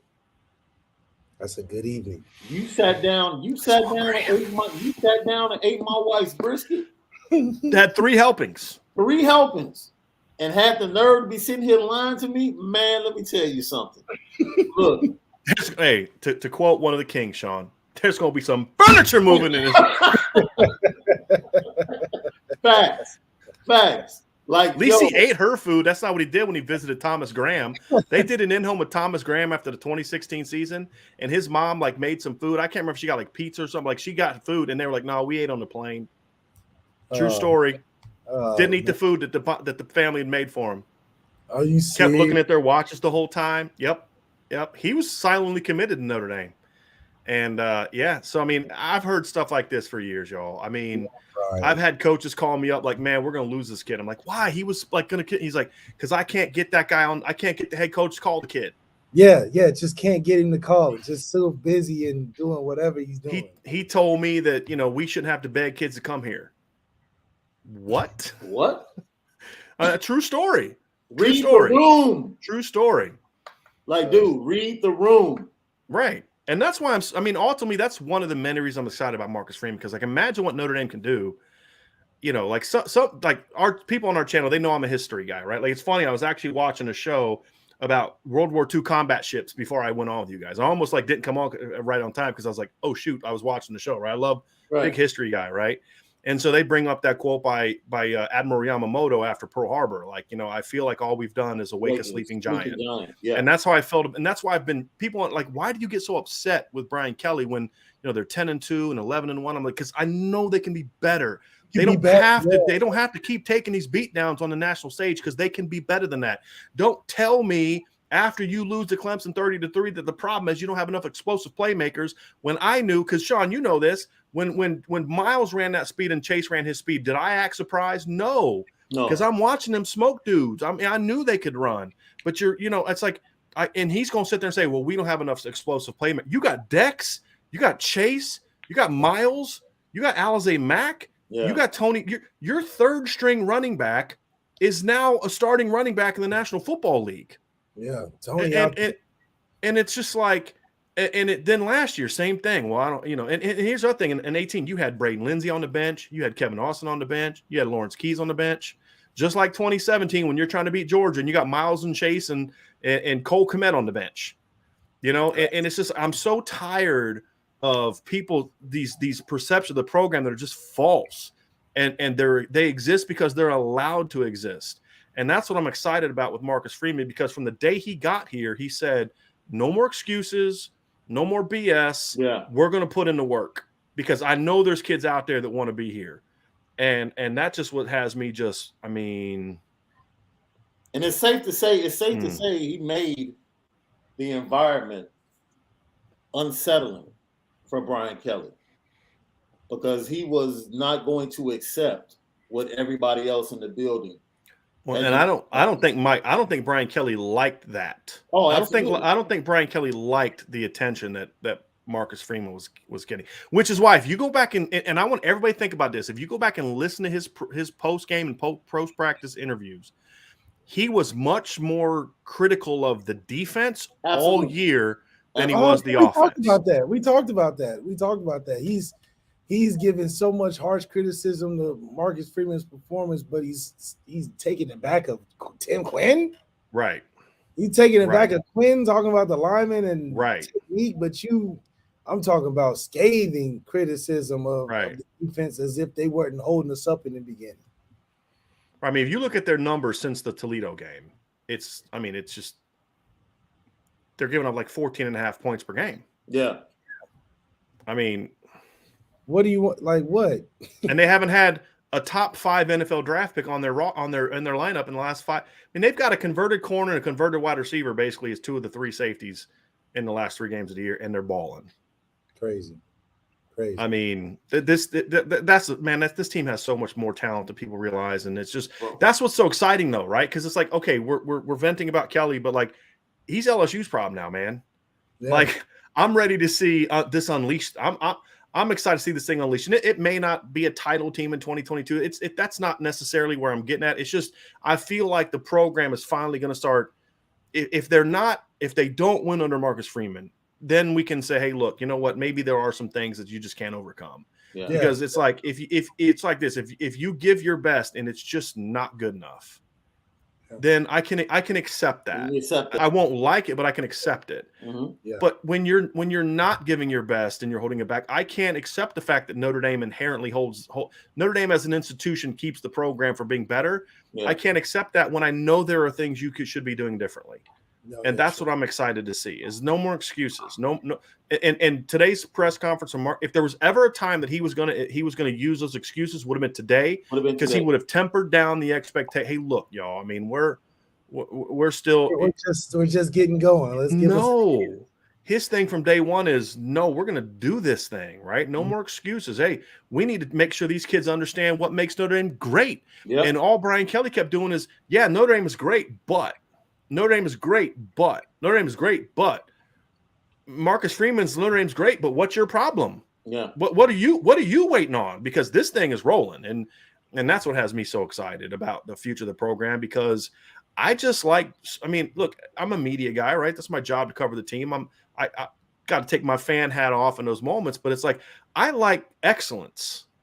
I want to cover excellence. I want to cover a program that demands excellence from itself, but when your guy on top's not demanding that of himself, you can't expect everybody else to do it. And I have a feeling Marcus Freeman is going to, because of everything he said from the moment he got hired, is he's embraced Notre Dame in a way that Brian Kelly never did. In the last 12 months, he's embraced Notre Dame and all that comes with it. And you remember when I had Oscar on? I mean, Oscar would say Lou Holtz would use those things like academics and all that as a like. No one's going to be as tough as you because they don't have to go to, like, he'd use it as like a motivating thing. Yeah. You're better because of this. Where Brian, I remember when they lost to Stanford in 2017 and Brian Kelly kept talking about, they're really tired and they've got a lot going on and we've had to travel a lot. And I got 2 coaches called me the next day. They're like, man, this is why we freaking keep getting our ass kicked, because he keeps making excuses for this team. Yes. And it's just like, it's like, You give them that out, they're going to take it. Well, coach said it's understandable. No, it's not. And that's what, because I don't see Marcus Freeman doing that. Like, it'll be like, hey, look, you know what? We had finals this week, and I did a bad job of juggling the things that we needed to do to win. That's all me. It's going to get fixed. And that comes and it's okay to do that.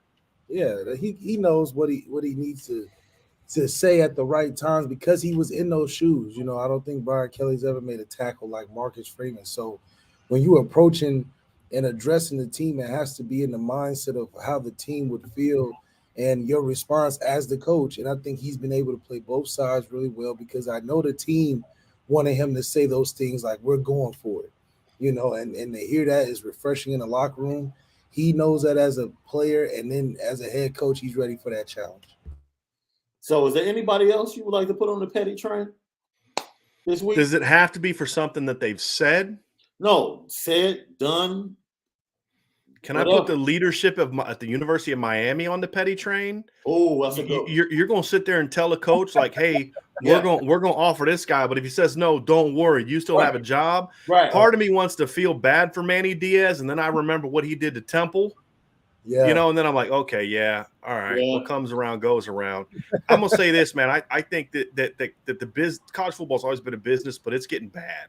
Yeah. And you're firing coaches in the middle of the year. You have coaches just up and leaving. Like Mario Cristobal's, you know, at the press conference today for the bowl game, and then he may take a job. I mean, there's just so many. He just said the other day, like, if there's something to report, I'll report it. It's just like, just stop lying. Just say, hey, look, y'all, we're here to talk about the football game we're about to play. Well, I'm not addressing those things right now. Don't give me some BS. You know, and that's one thing I'll give Brian Kelly credit for. And this, when he was asked about the USC job a week or two ago, he didn't say, I got my dream job, I'm not going anywhere. He said, hey, look, if the fairy godmother, you know, wants to offer me $250 million, right. The most honest thing he ever said. You offer me enough money, I'm out. I mean, the most truthful thing he ever said. Yeah, he's gonna tell him, yeah, they talking right. I'm out because fellas, it's not about crazy winning, thing. It's about getting the money. This is the crazy thing about Cristobal. If he's extremely loyal to Miami and wants to be the head coach of Miami, but he refuses to take the job until the administration changes certain things. Mm-hmm. Good on him. And that is the problem. Like if it was just up to him and like his former teammates, he would have been in Miami. Mm-hmm. But they all know that the football program is where it's at because of the direction of the athletic director and the administration. Because he'd be set up to fail. Yes. Essentially. Yes. Yes. So despite his love for Miami, he refuses to go back. And they refuse to change. So I don't see him going back. I see him staying in Oregon. Well, and the other thing that hurts him too is you can't do what Howard Schnellenberger and Jimmy Johnson did, which is just say, we're just going to make it the state of Miami. I mean, the world's changed since then. Kids are more willing to leave. You know, kids are more willing to go somewhere else. In fact, now some kids may be more willing because it's like, I need to get away from this place. Yeah. And you know, and schools have all advanced so much, but Miami's still kind of, you know, they're trying to be Northwestern. They're trying to be Stanford. Instead of saying, hey, you can be the you and still care about they should be trying to be, if they want to do anything, be like Notre Dame. Yeah. Right. Like if you want to be an academic institution that's great at football, you know, mimic Notre Dame, which means we're going to have great academic support. We're going to do all these kind of things, but we're also going to give these kids an opportunity to be successful on and off the football field. We're going to demand excellence. We're going to put they're doing at Miami what Notre Dame did in the 90s, right? In the 2000s before Jack Swarbrick. And you know, hey, look, we're just going to rely on our tradition and you know, we're an academic school. We can't. Jack Swarbrick said, F that noise. I'm going to go raise $1 billion to do the stadium and new turf and the new indoor facility, the new Goog, and because we're still a football school that has great academics. I mean, I'm the athletics director, not, you know, the provost, right? And do you know how much this institution? So Notre Dame says, well, you got to raise the money. So Jack's like, bet, got it. Yeah. And they went and did it. And that's the thing is you can, there's nothing that says you can't value having an institution that cares about higher learning, and you can't also be great at football. And you have too many schools like Stanford and too many schools like Miami that think those two things are in constant conflict, right? Yeah. And this is why I think the combination of Jack Swarbrick and Marcus Freeman could be deadly, because you have two guys unwilling to accept the what everybody else tells them about what Notre Dame can and can't be. And Jack Swarbrick's been fighting with a coach who was unwilling to meet that standard. Now he's got one.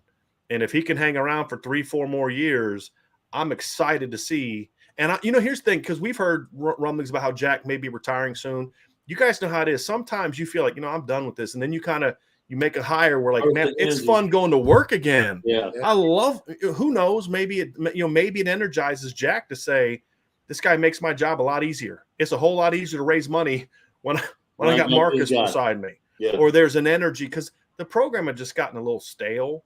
There's almost like it's going well, but something's going to happen around the corner. We're going to lose to somebody. Cam Hart referred to it as repetitive. Yeah. It was repetitive in the building every day.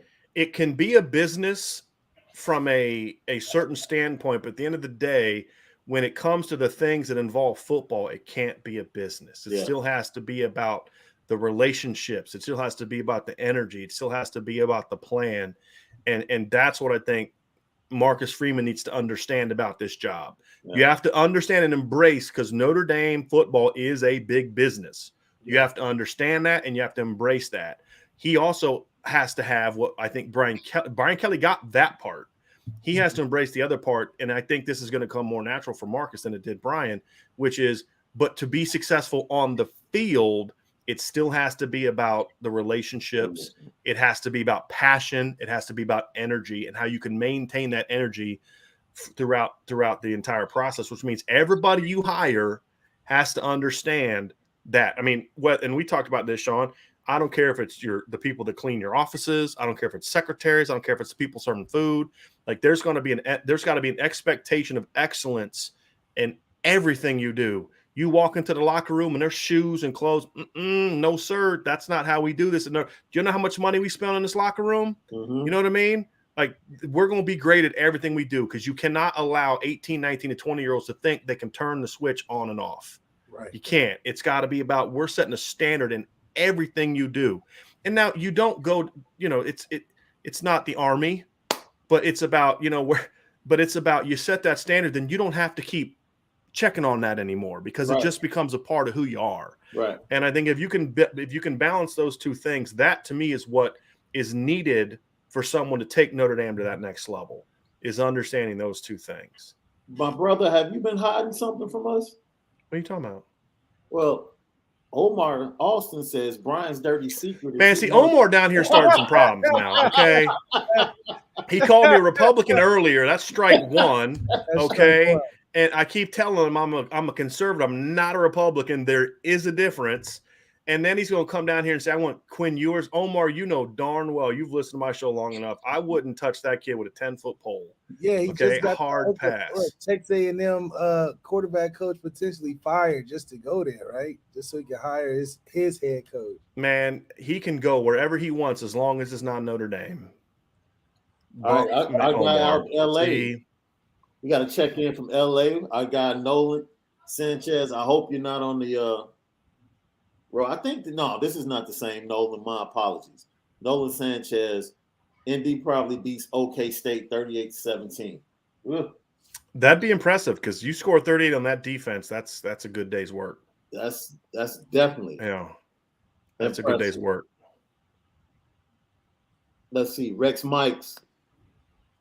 Right now, I'm saying Indy 28, OK State 20. I'm liking that one a little bit more. As long as it's OK State scoring last, like at the end of the game, I'd be a little disappointed if they scored 20 on this defense. Yeah, I think was it Spencer Sanders? He's given us the ball on some occasions. Yes. Oh, Spencer Sanders, he's awful. And before you came on, we were kind of teasing the game, and I was watching what Aranda did to him, which is confuse him. Make him think. Hit him and make him think. And hit him and make him think. And I'm like, yo, Notre Dame can definitely do what Baylor did. from Oh, a speed 100%. standpoint. Yeah, he reminds me a lot of Felipe Franks. Yes. You know, if he's in the pocket and he's comfortable and he doesn't have to do, he's going to do some things. But but whenever Felipe got in a situation and he is athletic and a big arm, but if you started hitting him and mixing up coverage and all that stuff, he's going to throw you the ball 3 times. I mean, it's just that's going to happen. That's going to happen. This might be the Cam Hart game. He might get him a couple. I'd be okay with that. Not a lot of teams have thrown at him the last 7-8 games. They just it's all good. We don't need to go over there. Some people question, if you have a son, what are you cooking for a coach coming in for an in-house visit? If I had a son, what am I? Well, see, I love cooking pasta, right? So I have an Italian wife. So if I had a son, he'd be half Italian, and so I'd probably do that. Or what I would probably try to do is try to talk to his secretary and find out what the coach likes, and make that. I mean, so that imagine when the coach said, "Hey, well, look, I found out that this is one of your favorites." I mean, my kid's going to be his favorite player now. I mean, it's just all about the business, baby. That's what you got to do. Yes. But if it was just up to me, I'll probably make like a lasagna and just, maybe have some stuff like that. I like cooking pasta, so I make it pretty good. Hey, look, I cook Italian food and my Italian wife likes it, so I think I know. Right. And she's from New York, so I mean, I think I can do this. You're doing the right thing. Oh, you got you a New Yorker? She's from Long Island. So here you say that's funny is she moved to San Diego when she was like 4 or 5. She had to go to speech therapy because no one can understand her because she had such a strong New York accent. I mean, let's just say there were dudes with no necks at her grandfather's funeral. You know what I'm saying? Like, so she had such a thick New York accent that they had to spend because no one could understand her. They had to spend her to speech therapy so she could talk normal for the people in San Diego. So yeah. Wow. Yeah. Yeah. So I want to talk to you about. We already look. If you watch Lucky Lefty podcast or Irish Breakdown, I'd say your interview with Marcus Freeman, you were the first one to really expose the changes and the mindset he was bringing into the building and the people he brought with him as well to expand what was already there from a recruiting standpoint and what he wanted to establish. Now, his word that he has used multiple times is we're going to expand or enhance what's already here. And you talk about recruiting perception-wise. Is it big? Or how do you think people will try to twist it, or will they try to twist it? The fact that he gave Tommy the responsibility to be on the teleconference for the bowl game while he was out recruiting. I think it's a great perception. Okay. This is just first of all, I trust Tommy because here's the thing is we only ever saw Brian Kelly, right? Like we only ever saw Brian Kelly and the players. We never got to talk to Tommy. We never got to talk to Marcus. We never get to hear from Mike Elston. Still don't know if we've heard from Mike Mickens.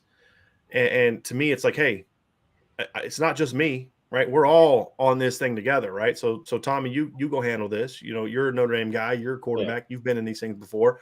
I got some recruits I got to go get. It's like, it's a smart move because like they did that today if you watch the playoff show or the bowl show, they're talking about, well, Dave Aranda's not here because he's out recruiting. They don't have a party at Baylor because it's like we're not in a playoff and he's out recruiting. And I think that's a great message for Marcus Freeman, especially imagine whoever the recruit is that he's going to see. Hey, this is my first game and this is my first press conference talking about my first game and I'm not there. Why? Because this is more important. Imagine that a head coach who thought it was more important to do his job than it was to get in front of a camera. I'm not pointing fingers or anything. I'm just saying that, it's nice. Already. But you talk about the difference, Shaun. The difference is it's going to require a complete shift. I've always felt this. We were kind of talking the other day about the things people say about Notre Dame, the conference. So the problem Notre Dame fans constantly make is they accept the premise of the engagement. You accept the premise of the 13th data point and try to argue. And I just say, just turn it on its head. So when Danny Cannell says Notre Dame should schedule BYU this week, and I say, no, they shouldn't do that. They should schedule Southwest Missouri State and Mercer and Prairie View. And I just listed all the FCS teams that they played. Right. You don't even engage it with them. And the thing that Lou Holtz was so great about is Lou Holtz didn't fight against the perception of Notre Dame. He destroyed the perception of Notre Dame where you had nothing to say.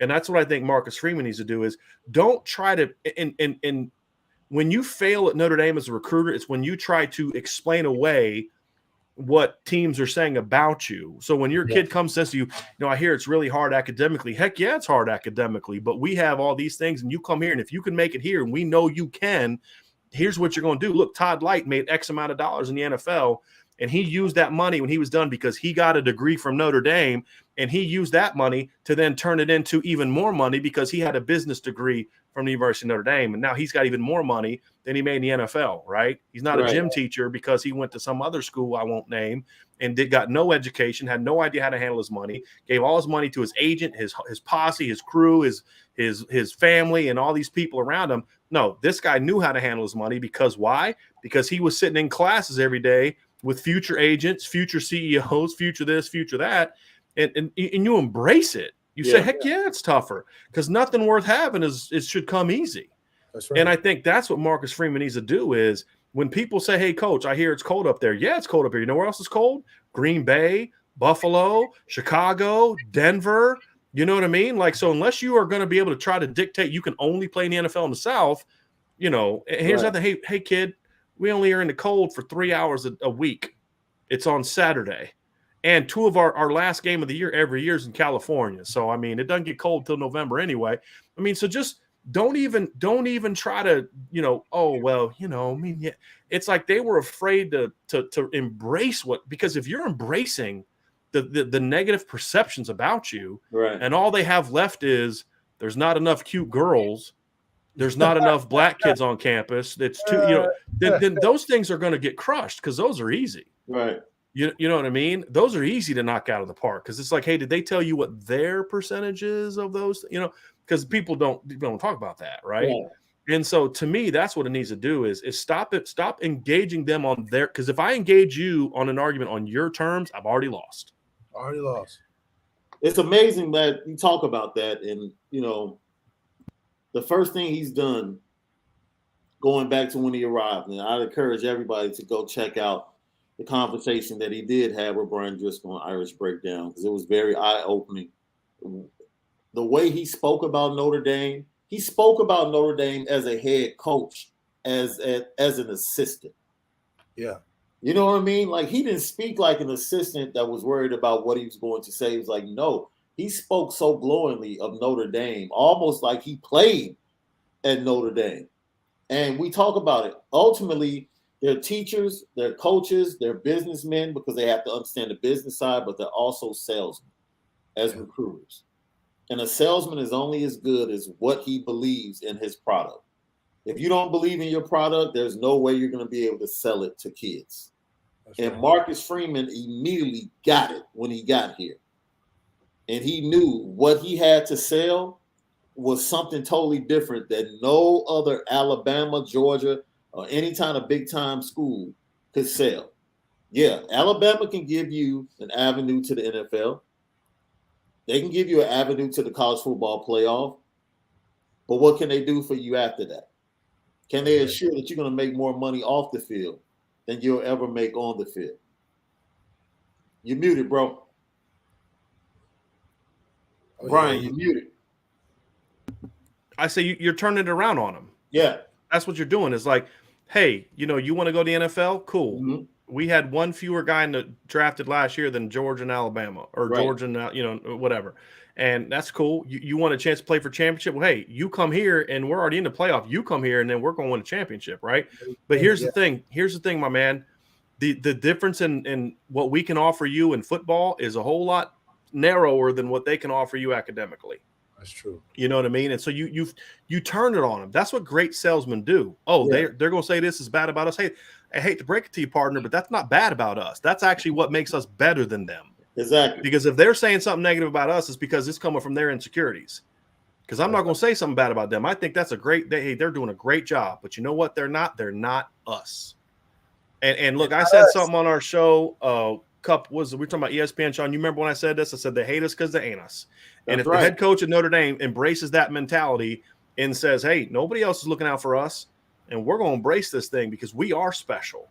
We are unique. And that's the thing about Lou Holtz. You see how fired up Lou Holtz was talking about Brian Kelly? Because Lou Holtz still, after 30-some years, still has that fire about Notre Dame. Brian Kelly never had it. And I feel like Marcus Freeman has embraced that. Like he has and this place is special. It's like what he said about recruiting. He's like, no, we're going to go find kids that may not be your typical Notre Dame guy and make them realize that they actually are. but they got to get here to become that, and we're going to give them the tools to become that. Yeah, and that's the thing that fires me up. All right, so 15 practices, right? Thank you for everybody that's joined us tonight.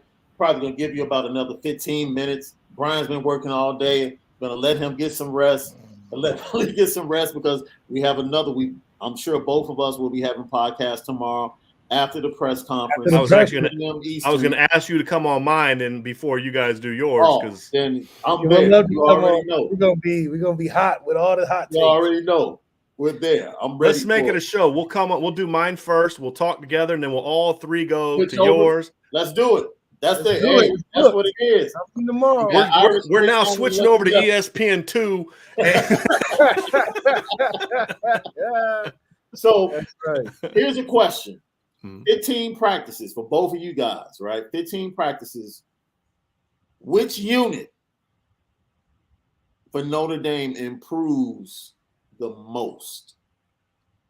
When they show up on January 1st at the Fiesta Bowl, which unit will we be watching saying, man, is this the same unit?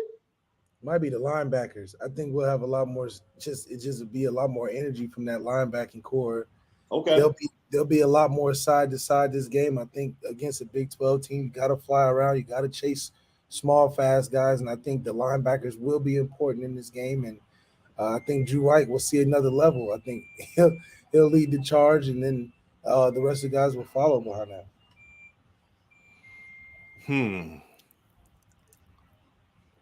You know, part of me wants to say the D-line because I think they're going to be playing a team that's going to be getting all the hype about how good their D-line is. Yeah. But it's hard for me to say they're going to be improved. When you've been carrying the team all season, I can't really say you're going to be improved. I'm going to go with the receivers. I'm going to just double down. I'm you know me, Shaun, I'm going to double down.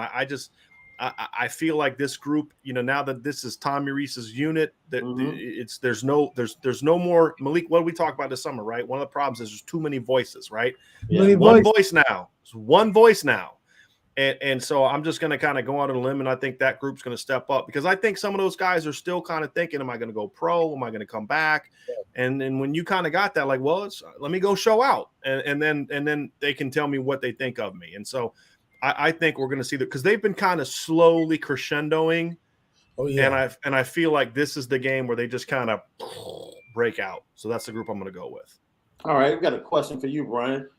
82 Slice says, does Brian think that the offense will look much different, more dynamic in a bowl game, or is there not enough time to expect we will see anything much different? Well, number one, we were asked this on our show earlier today too. Tommy Rees played for Brian Kelly and coached under Brian Kelly. He's not going to come in here and just bring in the air raid the next 15 games, right?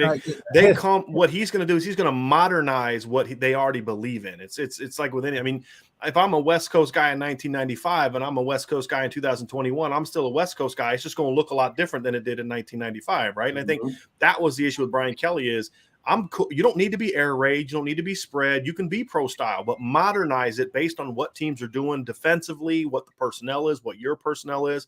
So I think we'll see a bit of a modernization like we've already seen. But look, 15 practices, the first few are going to be, Malik, you've been in bowl games. There's going to be practices that are like, hey, we got to get some reps with these young kids and, you know, all those kind of things. So you can't just come out there and just throw a brand new offense and hope the kids can pick it up in 15 practice. That's what the spring is for. That's what the winter workouts are for. That's what the summer's for. This is who we are in 2021. And we're going to just make sure that just like they did the midpoint is what are some things tendency wise, maybe we're going to do some different things formationally because we're finding out that when we're running inside zone, we're too dominant with our tight end play side or backside, or, you know, when we're in 12 or 11 personnel, we're run heavy this way. When we go bunch, we're just doing this all the time. You know, so there's going to be some tweaks there, but it's going to be more of a normal game planning and preparation with extra time, as opposed to let's use these 15 practices to reinvent ourselves. It's just about continuing to build on what they do because Tommy Rees is not going to change the offense. He's going to enhance the offense. And so this is just a building block to the game to win the game because you got to win this game. Because all the momentum and all the energy we're talking about changes if Oklahoma State goes out there and kicks Notre Dame's butt, right? Yeah, you got to win the game. We definitely right. And then you build on what you're doing in the winter and in the spring and then summer workouts and all that kind of stuff. So I don't think it's going to look like, oh my gosh, they're running 87 plays. Now, if you see new wrinkles, it's not because Brian Kelly left and he'd never let me do this. It's like, this is what I think we need to do to beat Oklahoma State. Yeah. This is what we need to do to break some tendencies that we've had formationally or motion-wise or call-wise, things like that. And that's going to be the key, because one of the issues I had about Notre Dame, and I love Mike Denbrock. I think Mike Denbrock was a great coach, great person, and all that, but his run game sometimes got real, like I could see how the tight end and the running back were aligned and have a pretty good idea what they were going to do out of that. Yeah. You know, and you've got to make sure that you're breaking those. That's what the extra time to me is for. Is not so much that we're running new plays. It's just we're running the same stuff out of different looks that's going to not have them prepared how to cover it. And I think those are the things that we'll see differently in this one. Absolutely. Matt D, offensive line for him is the unit he thinks is going to look different. Notre Dame, Noah Sanchez, yes. 2-point favorite right now. Take that. Buy that early. Jump on that right now. 2 points. That's it. Jump on that right now. You talked about the wide receiving core and doubling down. We both were critical, both shows, of Kevin Austin and his inconsistency. And maybe we were unfair. And I say for this reason. Because this was really his first full season of being a starter and being expected to be the guy. And once again, that goes back to the ineffectiveness of Brian Kelly to get his youngsters on the field, to get them reps and get them used to being. And he was hurt last year with injuries that, you know. Because he was supposed to be one of the main guys last year before he got hurt. Yep. So we've also been critical of Dale Alexander as the wide receiver coach. Mm-hmm. What has clicked for Kevin Austin? Well, I mean, one could say they're not really playing anybody. Well, what has clicked for Kevin Austin? Well, I think part of it is the experience thing. And you say, were we unfair? No, because you can understand why something is happening and still not expect it. Mm-hmm. Still not accept it. Excuse me. And we knew why Kevin was inconsistent, but it doesn't mean that you can't bring him into the room and say, hey, Kevin, man, it's all good that you didn't play well this weekend. We understand you're not experienced. Yeah. No, it's, hey, man, I need you to play better, right? And it wasn't that he wasn't just playing well. It was that he was just kind of quitting because he didn't have answers. Yeah, he was quitting on routes. And because he wasn't taught. It's like you're at a 7-on-7 thing and the guy's just getting, and I don't know what to do. Like, I have no answers because he wasn't given the arsenal. I think what has happened is a few things. Number one is Kevin's pride as a football player in that I got to get better. If I don't want to keep getting embarrassed like this, and you got to dig deep and say, I'm going to get better. If coach can't teach it to me, I'm going to teach it myself, right? I think part of it is Dell got embarrassed a little bit as a coach because his guys were getting embarrassed. And he said, hey, we're going to have to work on some. I mean, Dell Alexander's never heard of a press release before. It's not like he's never heard of a press release before. Right. But are you coaching it in a way that's getting them to be able to go execute proper press releases? That's the difference. And he understands STEM, leverage, top ends, all that stuff. But you can understand it as a coach. But if you're not teaching in a way that your players can go do it on the field, then it doesn't matter what you know. Facts. And so I think that's part of it too. And let's be honest, they didn't play any cornerback groups like we saw early in the year. They didn't. After USC, name me the good corners they played. There really weren't any. But I also think as Kevin got more experience, he understood, okay, if this guy's going to play me this way, then I need to do this. If this guy's going to do that to me, because you don't know what you don't know until you get exploited for the fact that I don't know it, and then you fix it. And I actually am glad that Kevin went through those struggles because I don't know if Kevin's ever failed as a football player before. He's failed in I didn't handle my business off the field. He's had to deal with the adversity of injuries. Kevin's never failed at that guy kicked my butt on national TV. And I think that is something that how's he going to react to that? Because you guys know this. You guys have been around sports a long time. You learn something about a player when that happens because he's either going to fold or he's going to get real upset and be like, I'm never getting embarrassed like that again. And for Kevin, we've seen him respond to the latter, right? That's never going to happen to me again. Yeah. And I love that because that's part of the maturation process. And that's why I hope he comes back next year. Because if Kevin Austin comes back next year, he is going to explode on the national scene. Explode. Because teams are going to be so worried about covering Michael Mayer that you can't cover him and Kevin Austin unless you're just like, you got Patrick Surtain and, I think he's going to have a big game in the bowl game. I really do. Right. I really do because I saw Thornton and what he was able to do for Baylor. And look, Shapen, for him to be as comfortable as he was against that Oklahoma State defense, I can see Notre Dame putting up 34 points. Right. Oh, yeah. Against Oklahoma. Because what was he doing early, Shaun? It was quick game, get the ball out, timing, rhythm. Don't make this a trench game.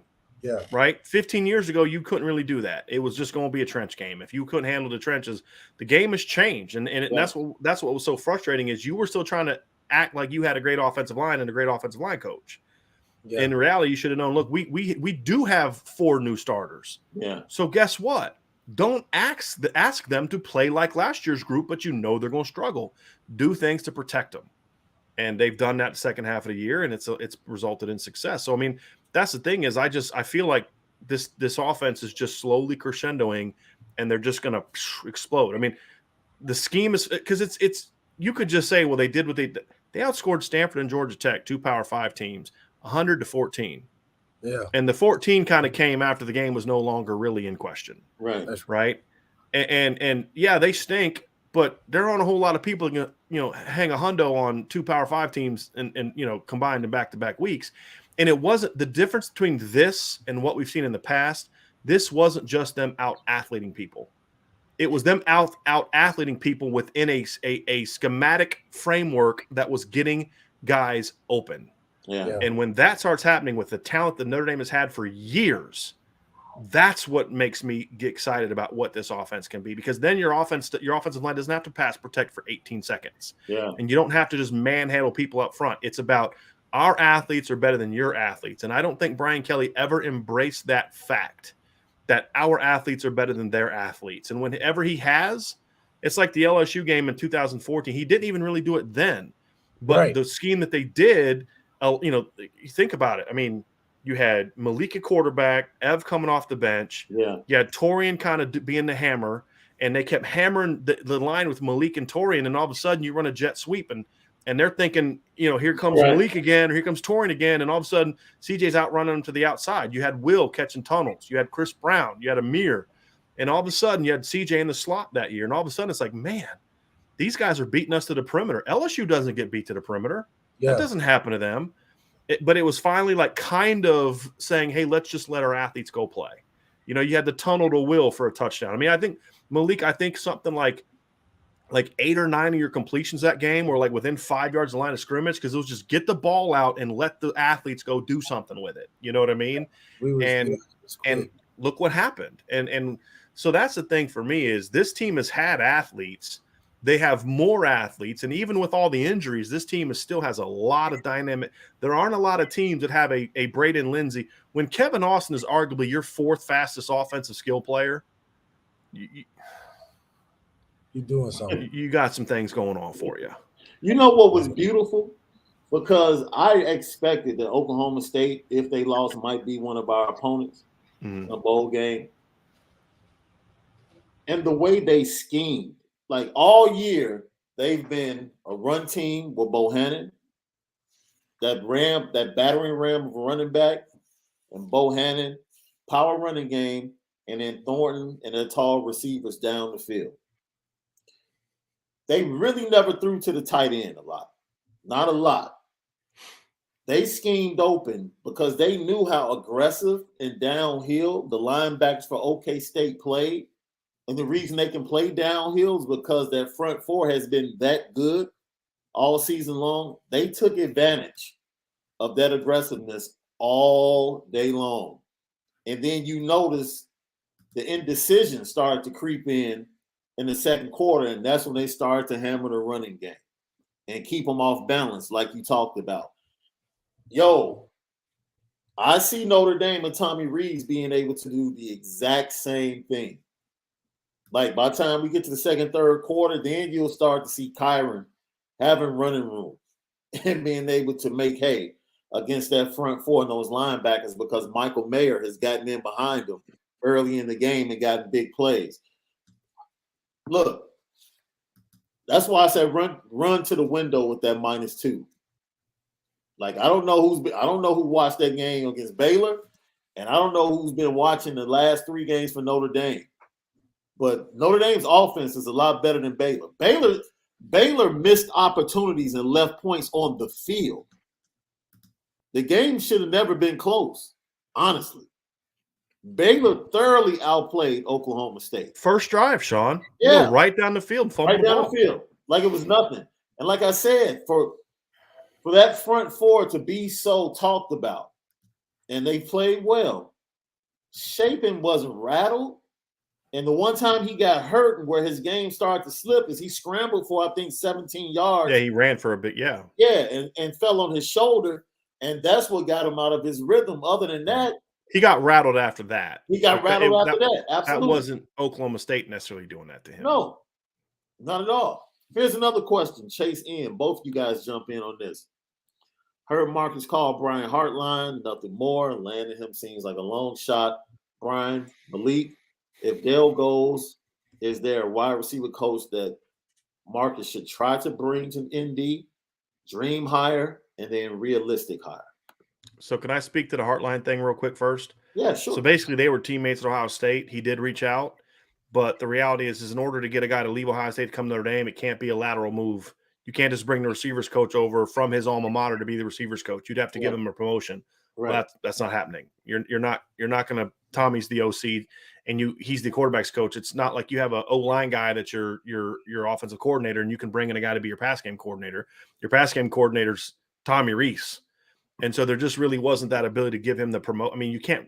Recruiting coordinator's not really a promotion. It's just something you use to give him more money, and he can handle the recruiting, but it's not a promotion the way that he would want it. So that's why that didn't really go anywhere. I think if there was that, let's just say Tommy Rees would have picked gone with Brian Kelly to LSU.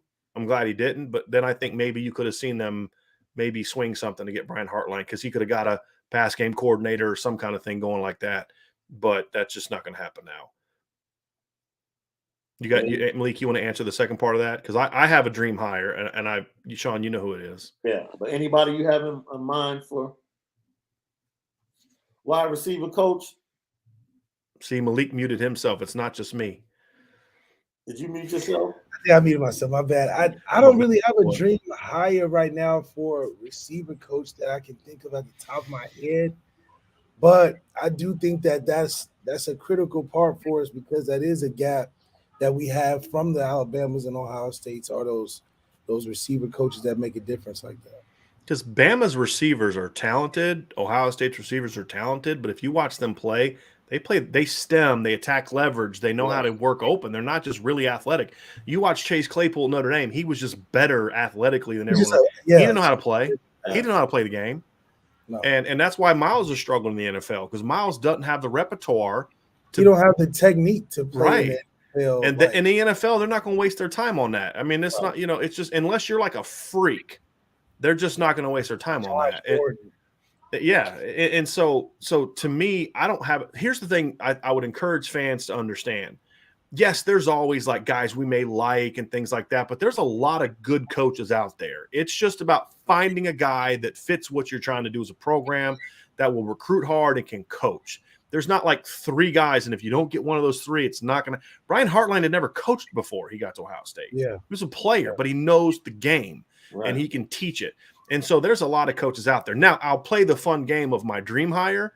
If I was Marcus Freeman and I'm Tommy Rees, I'm sitting down, I'm saying, look, we're going to call the New Orleans Saints. We're going to ask Curtis Johnson how much money it's going to cost him to leave the receivers coach job for the Saints and come to Notre Dame. That is the guy, because my bias is that's the person who I studied coming up as a receivers coach and pass game coordinator. When I watched what he did with Santana Moss and Reggie Wayne, it wasn't just they're great athletes. They were master technicians. Yeah. They weren't just great athletes. Santana and Reggie would embarrass you with their technique. Now, they were elite Hall of Fame type of college players because they were also elite athletes, but they knew how to play. And I always, because you can get real lazy as a coach when you have elite players. Yeah. Because but the guys that still demand excellence from a technique standpoint, and you look at what he's done with the Saints. I mean, just Michael Thomas comes out of nowhere, second round pick, slow, and all of a sudden he's catching 150 balls a year, and he just knows how to play the game. To me, that's what I would do. I mean, that's my dream hire. Now, that's not going to happen, right? But you ask what my dream hire would be. That'd be my dream hire. Plus, Curtis Johnson's been a head coach before. He was the head coach at Tulane. He's been at a program that had the demands of excellence. He was at the U when the U was, in the 2000s when they were trying to come up and be the U. Like I said, he coached Santana Moss and Reggie Wayne and Andre Johnson, right? So he understands that part of it. He's been a head coach, and I think there is a need on this staff for another veteran coach, especially if it's someone who's been a head coach that can be another just – person that Marcus can go to and say, hey, did you have these situations when you were head coach, or when you've worked at Miami, or when you've worked at the Saints, how did you guys handle this? I do think I like the youth movement Notre Dame is going with as a coaching staff, but at the same time, there's no substitute for experience.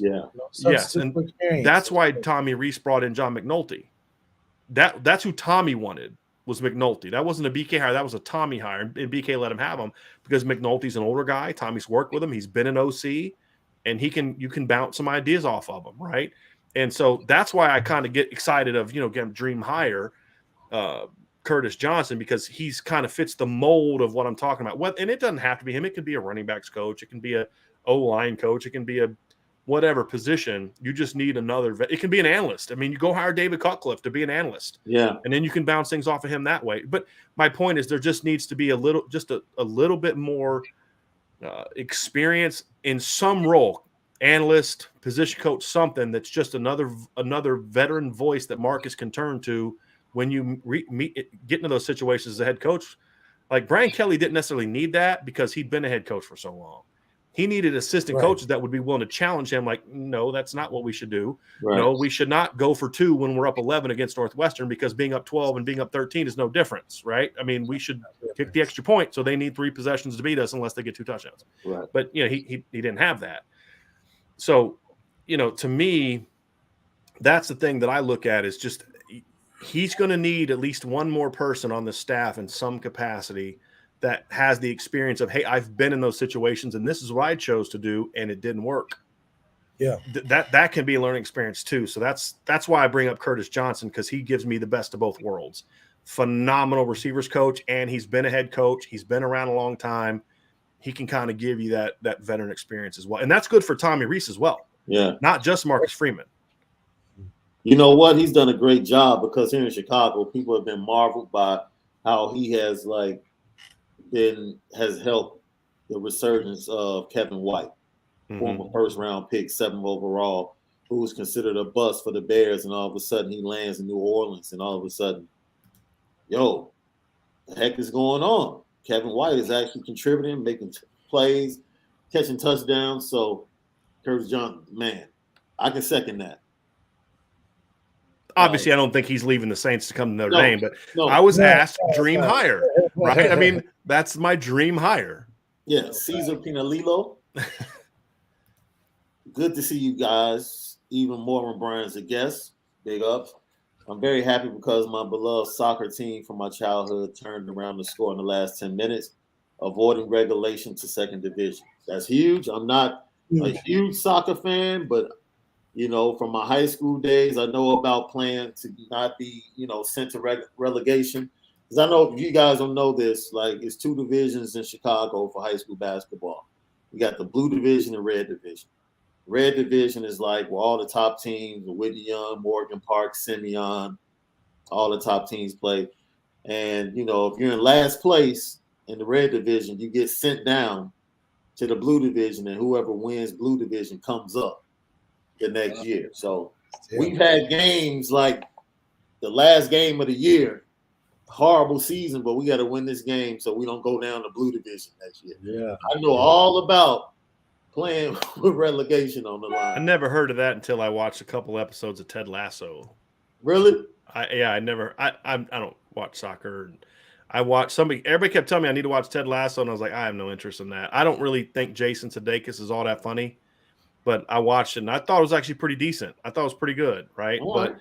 I never knew anything about relegation until I watched that. So, and I still don't kind of understand it, but I it got was a Jamie funny show. Gill. His surprise, going back to the question, like which unit is going to be the biggest surprise when they walk on the field on January 1st? He says Buckner. He thinks Buckner's execution and he'll have more plays on his plate that have not been called to do in the past. Reeves wanted to start Buckner the second half, so he has some things already designed for Buckner. Well, I mean, I do think that Buckner at this point, especially with these 15 practices, should develop in some way of growing in the offense, going into a game, having a bigger package than usual, maybe some nuances that they've been developing just for this game specifically. But at this point for him, I just want him to get out of this healthy and at least some better yards that are encouraging enough to get him ready for the spring, where that's the time for him to start taking over. I think with Tyler, you could see him have a great jump in development, not play a meaningful snap against Baylor. I mean, it's the practice work that could help, because they may have a plan for him, but if Jack comes out and goes touchdown, you may be like, we really want to take him out. And I think that's happened in the last few games. I mean, there have been times where I think they had a package for Tyler, but it's like, learn from your Jack do his thing. And that's the mistake they made early in the season. It's like, it's like the Cincinnati game. Drew comes in, he throws two really nice balls, and then all of a sudden, let's put Tyler. I mean, there's got to be a method to them. I think the 2 QB offense can work if you do it right. I don't think they did it right early.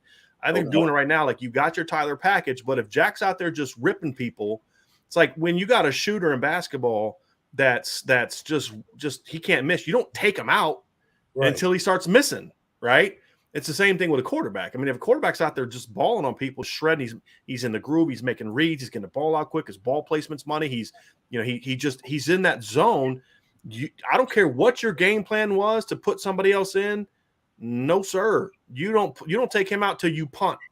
That's right. You can't mess up the rhythm like that. That's right. That's right.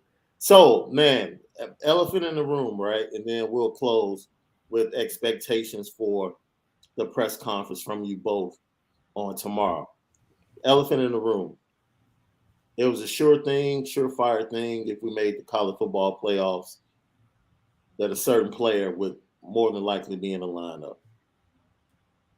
Fiesta Bowl, still a New Year's Day 6.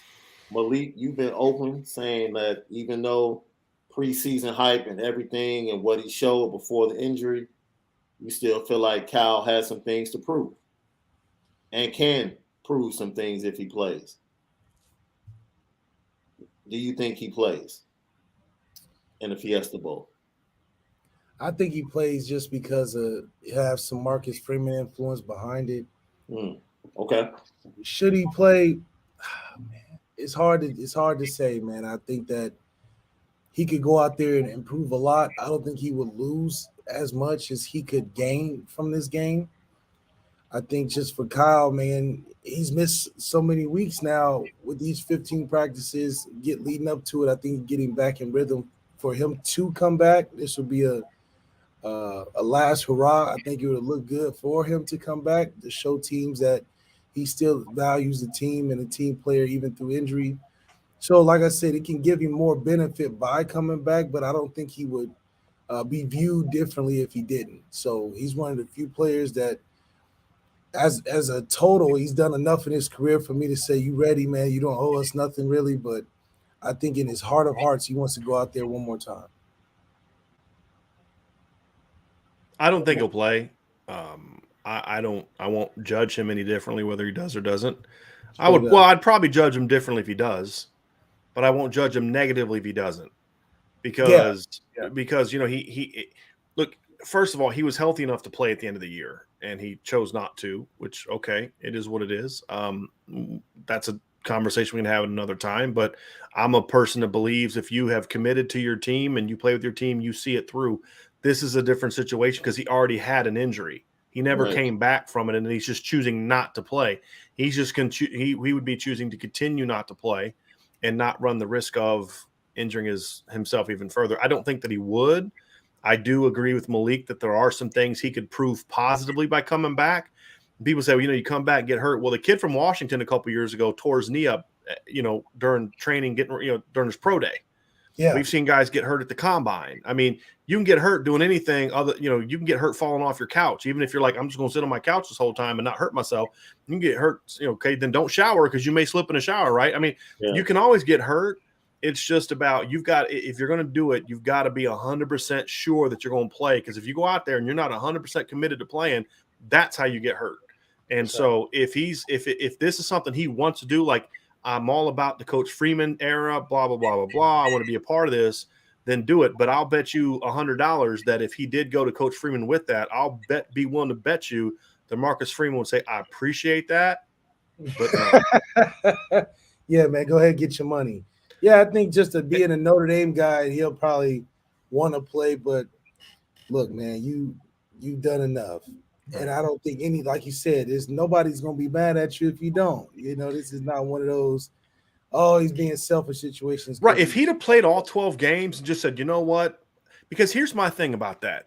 Why is your future more important than mine as someone who's not a high draft pick? Like, I got a shoulder injury. My back hurts. My knee hurts. I'm still going to play because we started something and we're going to see it through.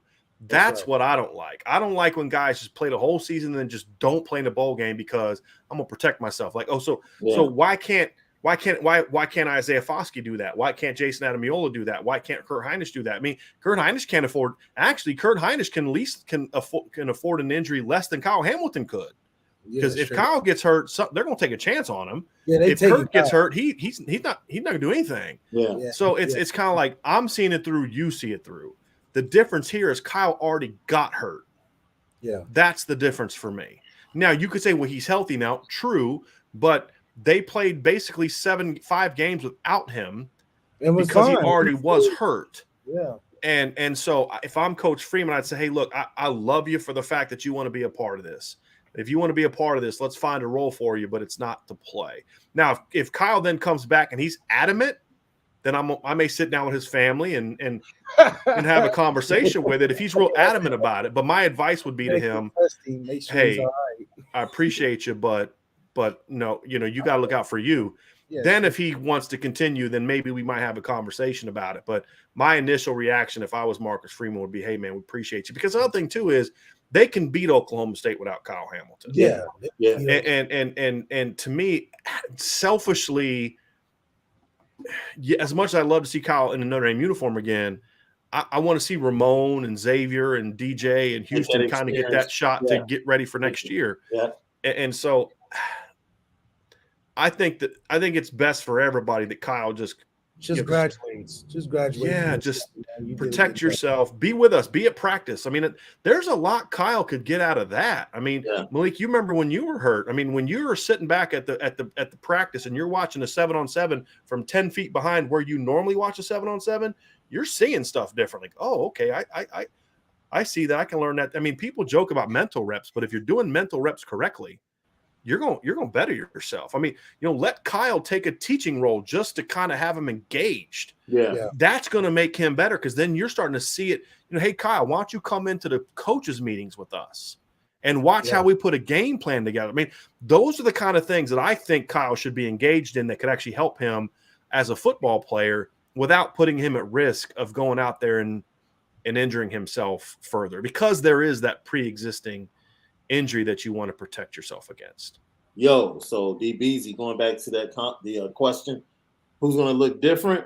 He says the safety group. She. Oh, that's right. I'm sorry. DBZ is a she. She always hits us up on Twitter. My apologies. DBZ, the safeties. Good call. I got your back, Doy. Don't even sweat it. I got you. I appreciate you, man. Look, here's a new nickname for you as we get ready to close, Malik. That cat Malik Starks. That's right. I like that, a.k.a. Malik Starks. I kind of like that. I might have to use that moving forward. No doubt. I like that, man. And I like even better that we got good things going, man. We're going to have a good show tomorrow, too. Absolutely. So don't forget, Brian put it out there. I don't know how long we're going to go on both channels, but we're going to start out on Irish Breakdown. I'm sure Brian will put the time. 2 p.m. is the press conference Eastern. Mm-hmm. So knowing Brian Driscoll, 3 o'clock Eastern is probably look. Here's I got my quarterback right. I got my producer. I'll be the OC. I'll kind of get everything. I'll get the practice schedule done. We'll be set. We'll be all good. There we go. All good. And we're gonna come out 4 wide tomorrow. Mm-hmm. Yeah. Oh, we're going tempo, baby. There's no doubt about that. We're going to be aggressive. It's going to be tempo. We're not holding anything back. We're not going to be playing to lose tomorrow. No, it's coming. It's coming. All right. So, what are your expectations for the press conference? Do you expect a lot of former players to be lining the walls? Well, Brady Quinn's the host. Absolutely. I mean, what does that say? What does that say? I don't think we'll see a bunch of former players back. I mean, that's kind of a thing that got thrown together, and I don't think they need to be there to show their support. I mean, we're already seeing it with them tweeting and saying things publicly and all that kind of stuff. I don't know that they need to do that. If there's some guys that are somewhat nearby, sure. But to me, it's about Marcus. It's not about the former players, with all due respect. It's about Marcus. And I just want to see him continue to do what he's done. Be honest and be yourself, and just show the passion for Notre Dame that so many people have been missing and want to see. I think when players have a guy that loves the school as much as the fans and everybody else, man, you want to play for that guy, right? Like, I mean, the love that Mike Denbrock has for Notre Dame compared to what Brian Kelly's love for Notre Dame was. I mean, it's different things. You want that guy that's got that passion. Embrace Notre Dame. Continue to do what you're doing. Hey, these are not things we have to overcome. These are things that make us better than you, right? Like, don't be afraid to have that kind of mentality. Don't be as arrogant sounding as I am. You hate us because they hate us because they ain't us. But have that mentality in his sophisticated, well-spoken, head coachy kind of way. Right. And that's what I want to see, because he's been masterful at it. And I just want to see him continue to do it. Malik, and then answer some questions. Are you calling plays next year? I mean, those are some of the things I care more about, than some of the other stuff. Because I think he's already shown us all that. I want to know, what's it going to look like? Are you calling plays next year? Who's your DC going to be? What's your coaching philosophy? How philosophy on coaching hires, that kind of stuff. So that was more my expectation. Are you going to have the area code T-shirt on tomorrow? You know what? Dayton is always in the heart for us, so it's really important. I just want to see him up there at that podium with that nice little emblem on his chest, man, just with the energy and the passion. I wanted to be a vibe like how LeBron was at Miami, not 1, not 2, not 3. I really want some of that, but I also want to hear just his plan, man, with everything happening in the short term, with a game that we still have to win, and then just moving forward. It'll be good to see just how much he's thought through, just breaking down the logistics of things about calling. Is he going to take on more of an aggressive play caller role, being the head coach, or who's his hires? I want to know these hires that's coming up too, and just feel good that he's got the man with the plan at the back end of the energy and passion. Man, if he came out, did not 1, not 2, I would lose. I'm like, what? That's where we going? Okay, I'm with you. I'm with you. I can rock with that. Shaun had come on the show later with like this big old bruise on his forehead. And what happened, Shaun? Man, I just, like, yeah. I would, absolutely. Malik will come on the show in shoulder pads and a jersey, like stretching, getting ready. Like, all right, y'all, I got some eligibility. That's how it's going to go. You know what I mean? Like, that's how it's going to be. Man, needless to say, South Bend will have the eyes of the world rest upon it tomorrow at 2:00 p.m. Eastern Time. This has been the Lucky Lefty Podcast. We appreciate Brian Driscoll from Irish Breakdown joining us. As always, you can go check him out at irishbreakdown.com. Always get in tune with everything over there, and follow him at Coach D178. Holidays are coming up, Brian. Any specials? Are you guys running anything special at Irish? We're already 50% cheaper than anybody else anyway. So the special is you come with us, you're going to get phenomenal content. It's going to make your life better. That's the special. And here's the other thing is, and this is true no matter when you sign up. If you sign up for the message boards, you can find it at boards.irishbreakdown.com. You sign up for a monthly membership, you get 10% off your entire purchase from the IB store. If you sign up for an annual membership, we give you 20% off your entire purchase from the IB store, because not everybody's as lucky as Shaun and Malik would be if he ever asked for it, where I'll hook you up, right? But no, that's really it. It's just we already made it really cost effective anyway, because unlike some other places, I don't have to split my revenue with Rivals or 247 or On3, so we're going to make it much more affordable. And if you get a special now and then it goes on your credit card in 6 months or a year, all of a sudden you get a higher rate. This is what it's going to be. So yeah, Cesar signed up today. We've added over 200 people the last 2 years. So Right. And then my wife just got me my Christmas present. She bought me tickets to the Fiesta Bowl, so I'm all excited. Whoa! And that's awesome. Tell Ange I'm a brother. Yes, I got an extra ticket. You know what I'm saying? So. Hey, yeah, we gotta talk offline. Hey, don't forget, we are featured and brought to you by Fashion Geek. You can go right here, Fashion Geek. Go to alonzojackson.com for all of that great streetwear. Chicago's best. We run the city. Fashion Geek, alonzojackson.com, and Honora Whiskey. Go to honorawhiskey.com. Where's your bottle, Malik? For that premium. Yeah, the bottle. He drank it all. You're going to see the bottle tomorrow. He's got the robe on. It's been a good night, but you're going to see that bottle tomorrow for sure. For that premium American whiskey. Now you have a reason, okay? And you have a full month to load up on your stock of Honora whiskey to sip during the Fiesta Bowl. We're 50% off too now, so it's okay to stack it up. What's the special this month, Malik? We got a 50% off, man. We're going on for the rest of the year. We really want y'all to enjoy this, what we're trying to bring out, and this is really good during the holiday season, man. You're going to make a lot of more tighter family connections with this one. So we'll get to the question. I see the question about Chip Long and Georgia Tech.